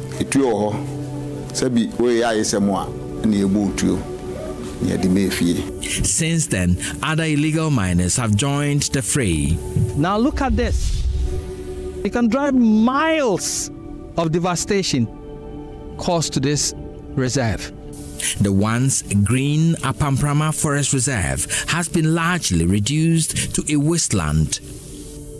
Valuable tree and animal species are all gone. Maybe this is the only green that is still active. But valuable trees, the flora and fauna, animals, the river which lies dirty here, they are all gone. The Ministry of Lands and Natural Resources has, through the agency of the Forestry Commission, with the assistance of the military, made the effort to cordon off all 294 sites of forest reserves in the country and rid them of illegal mining. So while the president was giving this assurance, illegal miners were pillaging the Apamprama Forest Reserve. Madam Emilia. This miner tells us he works for one Emilia, who we later learned is a politician. They are not working today because a military swoop on the area has affected them. Their equipment have been seized. We found her equipment parked inside Kobro town. The youth are not happy. Some of them have had their machines bent in another military operation. When the soldiers came, they met one of our excavators on the road and they bent it. These equipment belong to Mama Emilia's group. She's a former women's organizer for MPP at Jacobo. We don't know why they did not bend her equipment.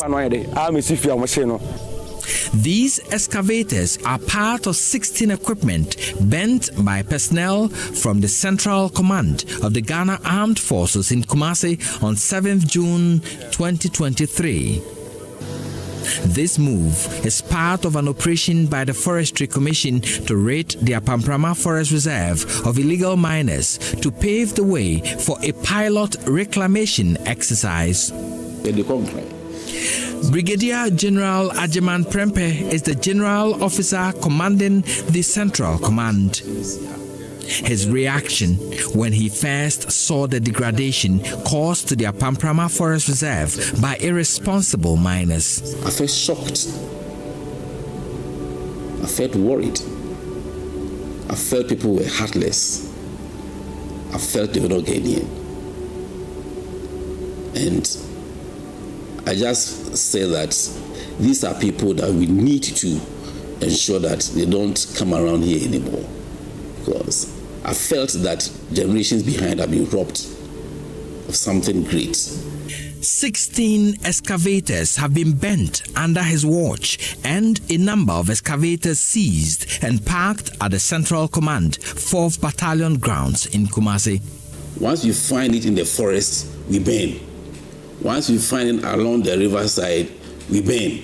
Once you find it an area that is grey, where the individual has been given the rights to mine, we collect the machines and bring them to the command headquarters for you to come and justify with your documents if indeed you have the right to mine in the area. So the forest is a no-go, and it has been defined that it is an illegal area for anybody to mine.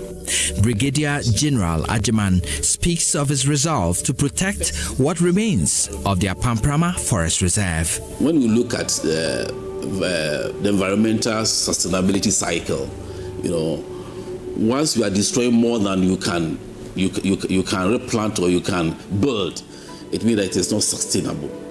So what they are doing is not making the environment sustainable, because they are just destroying it and they are not building back.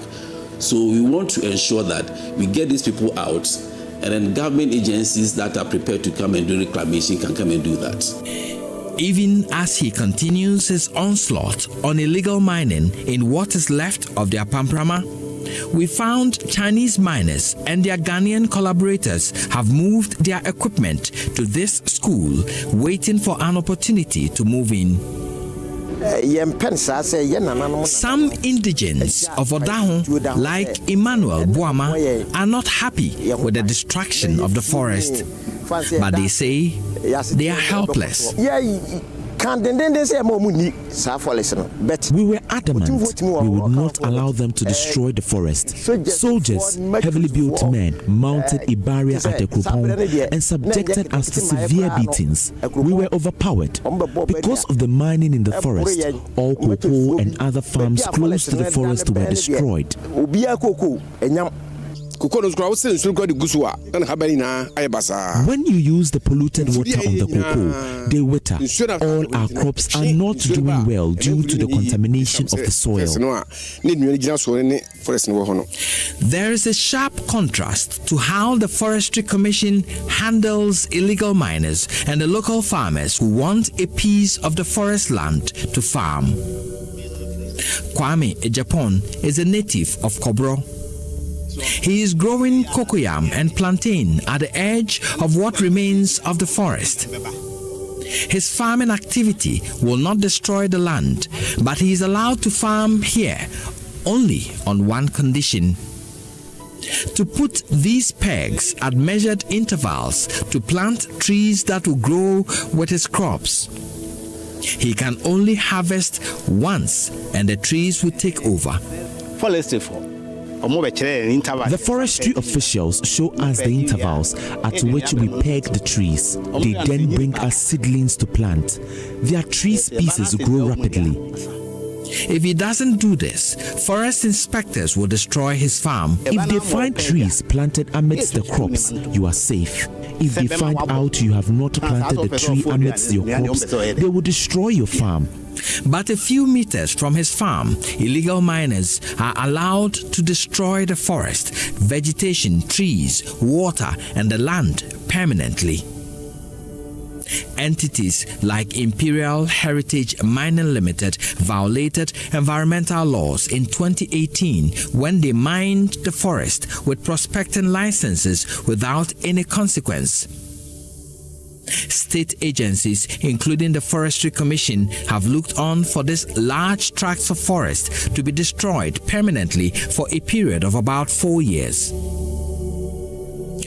Global Forest Watch data indicates that between 2001 and 2021, trees sitting on 1.41 million hectares of land were destroyed across Ghana. The destruction of tree cover is equivalent to about half the size of the entire Ashanti region, which is about 2.4 million hectares.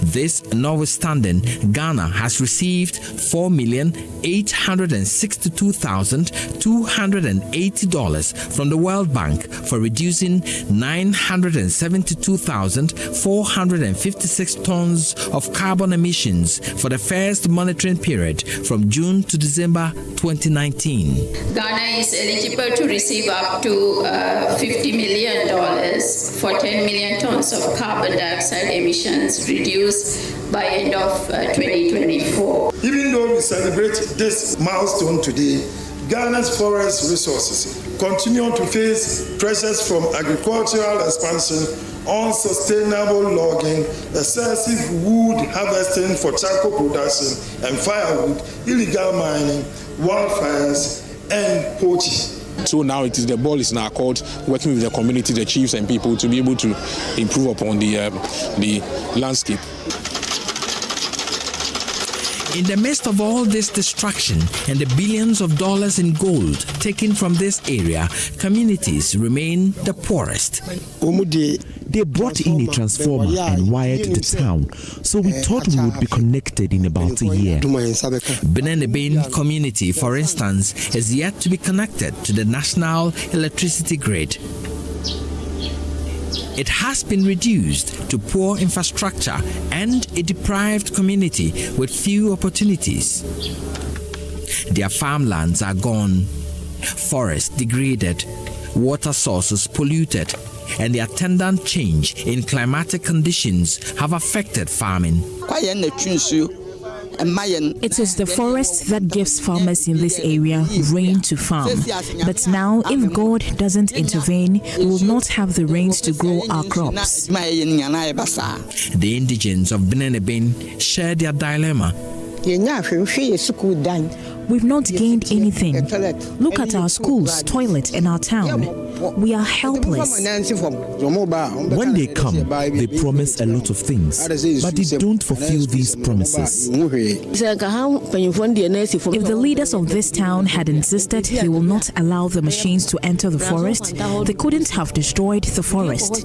Meanwhile, Ghana has secured a $103 million World Bank loan to, among others, restore cocoa lands, engage the restoration of polluted water resources, and reclaim degraded forest lands, including the Apamprama Forest Reserve.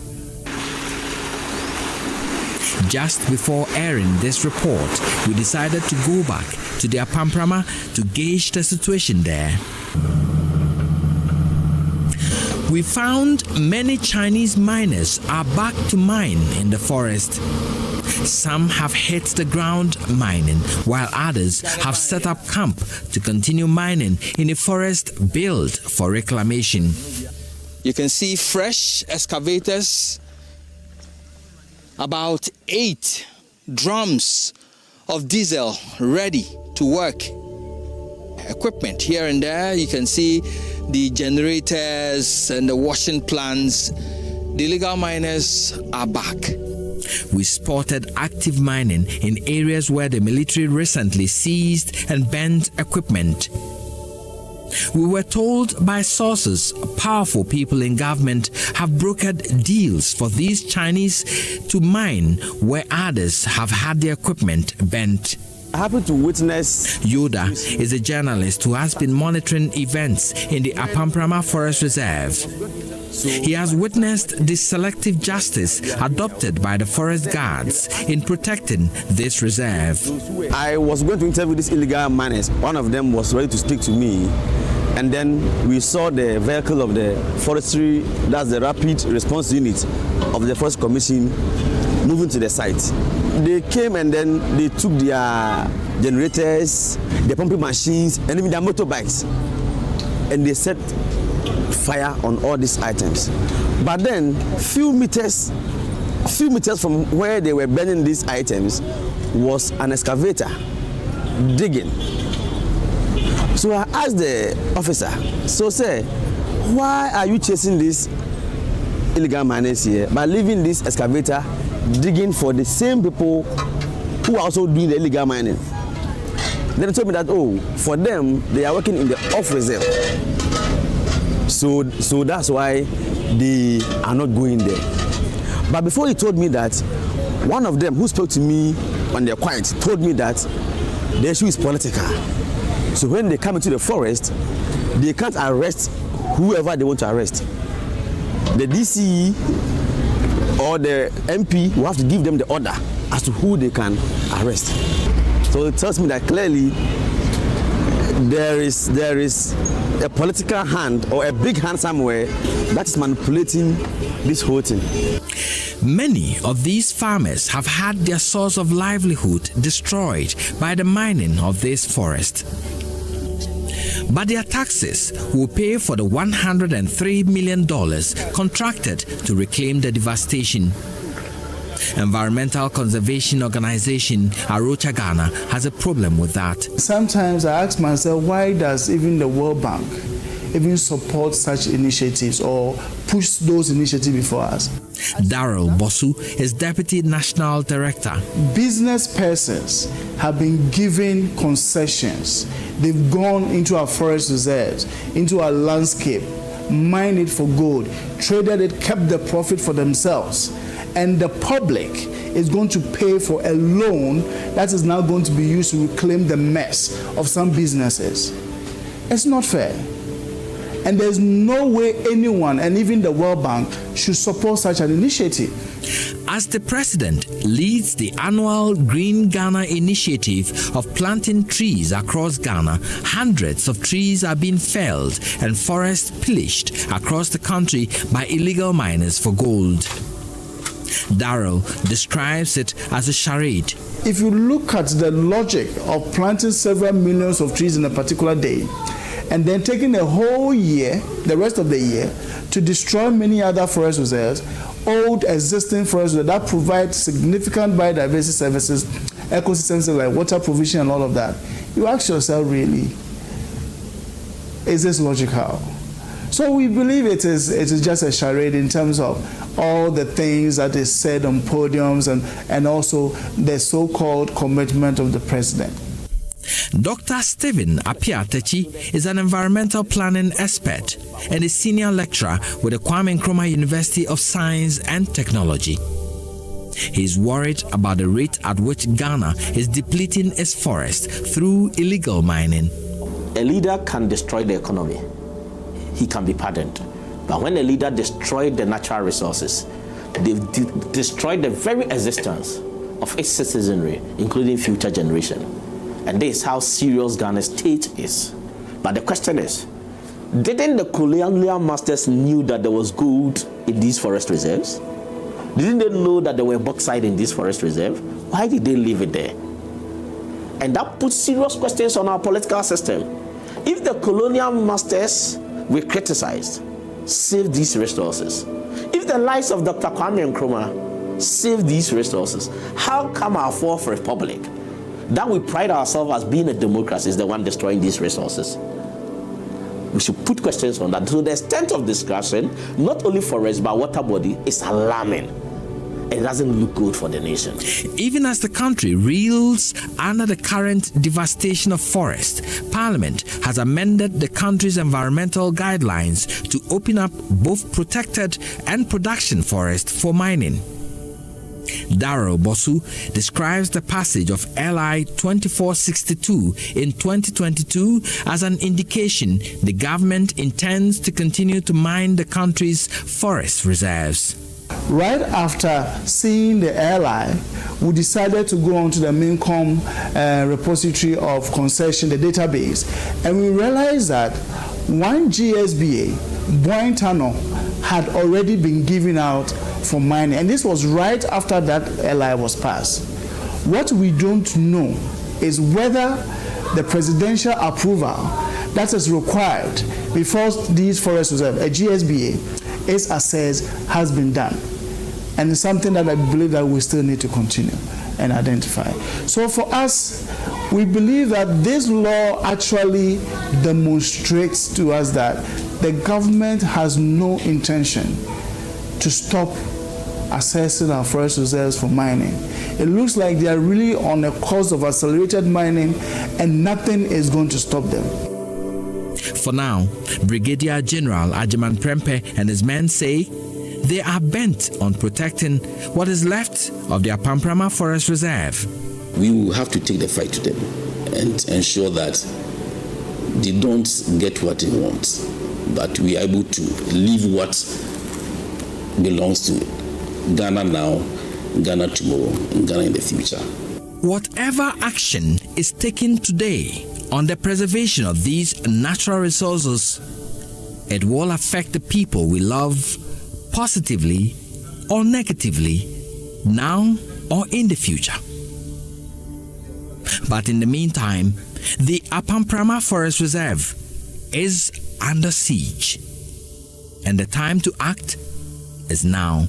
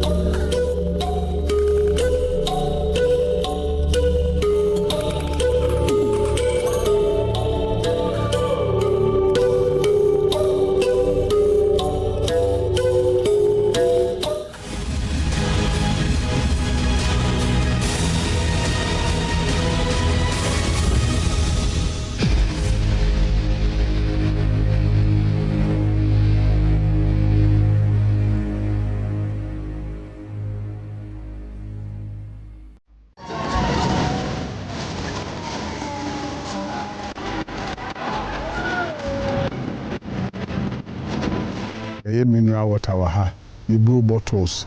Any we are doing something for noodles. I order machines nearby. But where do we get the working capital?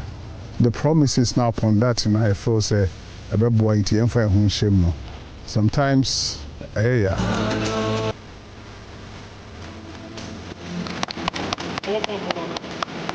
We are doing well, not too well as expected, but because most of the companies are not completed. So we are still in the process of getting all of them through. But the good news is that we are sure at the end of our tenure, we'll be able to achieve this feat. If the company has operated, because if management was made aware that Exim Bank was not going to give us the money upon completion to operate the factory, there was no way we would spend our last person to commission the project. Today is 27th. They're expected to be paid by the end of the month. I don't know where I'm going to conjure the cash to pay them. a nation supposed to be there for each people. China developed their country, they blocked everybody, and they developed their country. Deliberate policies, protecting themselves and making sure they got to where they are. Now they are rich and they are now hitting us. We cannot continue to talk about level playing field. Because what they are doing, this is a direct attack on us in our own country. My brother, if you come to the factory, you'll be shocked. You'll see the cylinders plenty. We can't think them out.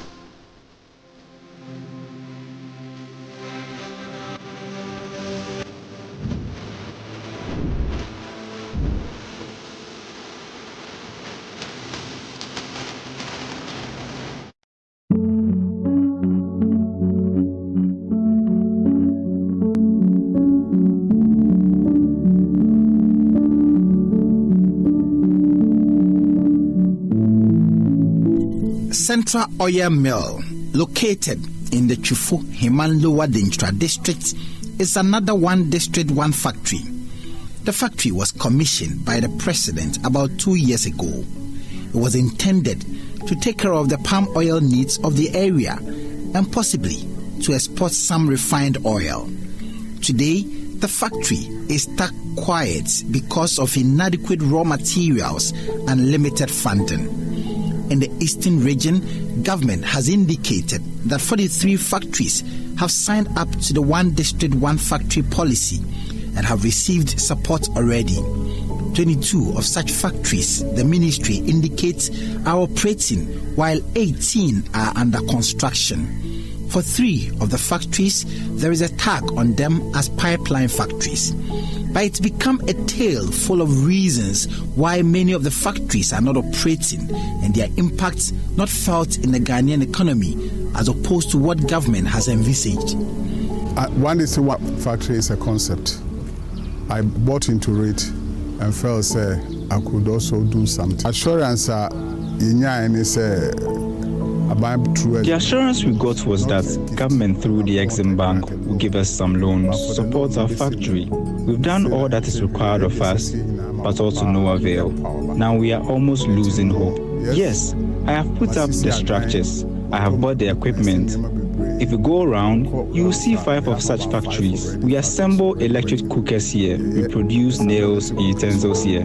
We also produce mineral water here. We are even working on production of noodles here and even ordered machines for that. But where do we get the working capital? We have relied on the promises to our detriment. Where do we get the working capital? The promises now upon that, and I feel sometimes, This is the Chief Executive Officer of the Shaba Enterprises Limited, a factory that's under the one district, one factory located at Nkoko, said Ejeba. It turns out that he has received no funding from the financiers of the policy, making it difficult for him to operate. It's not only this factory, but a factory like Akro Farms, a poultry processing plant at Akufo-Addo also in the Akuapem North district of the eastern region. The factory that was once touted as the biggest poultry farm in the whole of West Africa is a million shy of that glory. Another factory, Brompton Portfolio Limited, a toilet roll manufacturing company located at the Osawim, has been facing raw material challenges and had to shut down. A similar fate hangs around the neck of Happy Sunshine Tomato Paste Factory.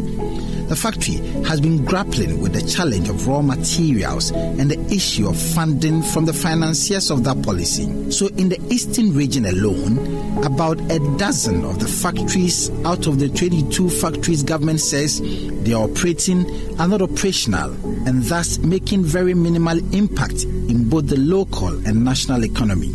Those that are operating have either funding challenges or raw material challenges. It is not all gloomy.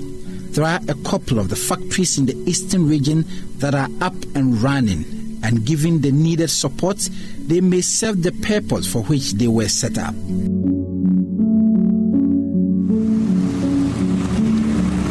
We head to the Ashanti region, like the central, eastern, Volta, western, Greater Accra, Western North, the Oti region, and many other regions we have covered in this documentary, the Ashanti region is no exception. Here, many of the factories that are captured in the records of the One District, One Factory Secretariat under the Ministry of Trade and Industries as factories that have been completed and operational were not so. Mr. Speaker, it is also for us to create the necessary partnerships with industry players who probably have the financial resources to want to go into industry. So, Mr. Speaker, when we have taken advantage of the internal markets within the country and the markets as created outside the country, then we can see the import and effect of the 1D1F program. In my own constituency, we were saying that we don't have any 1D1F. In my own constituency, as and in Agugo, to be specific, we have a factory that is processing plantain. Myself, I'm a plantain farmer, so I discharge plantain to the factory, and it is onwardly exported to Canada with collaboration with CISIRS, Council for Industrial and Scientific Research. We have generated a market in Canada, and our produce coming from Agugo is destined to go to the Canadian market.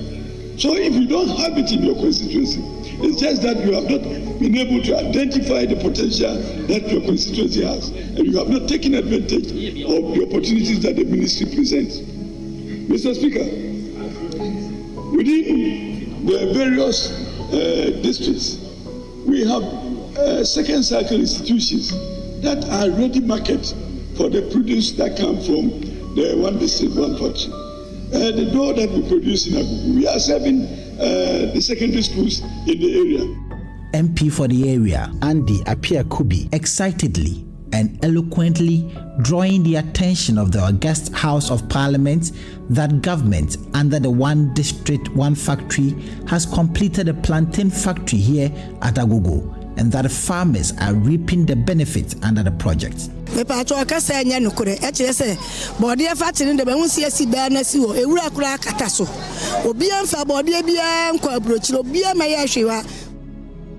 Fact-checking has been recognized as one of the potent tools for journalists, but residents, who are mostly farmers here, decided to fact-check the claims of their MP and government.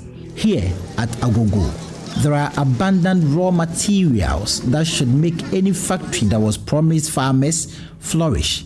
But the farmers here say there is no factory to cater for their needs, contrary to the claims by the MP for the area. When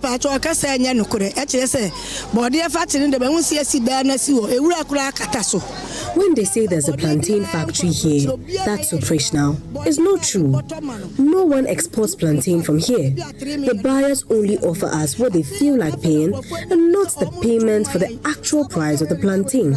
If there's a plantain factory here, we wouldn't sit down for them to cheat us this way.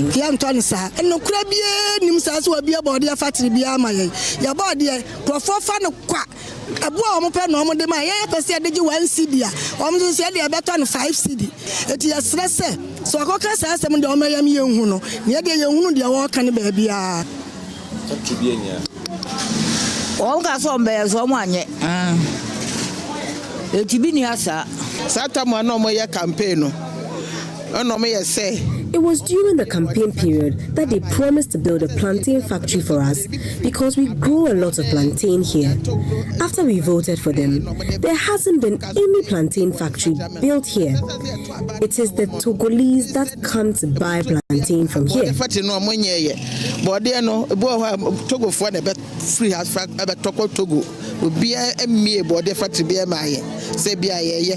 If we had a factory like that here, farmers here would be very relieved. These are pure land.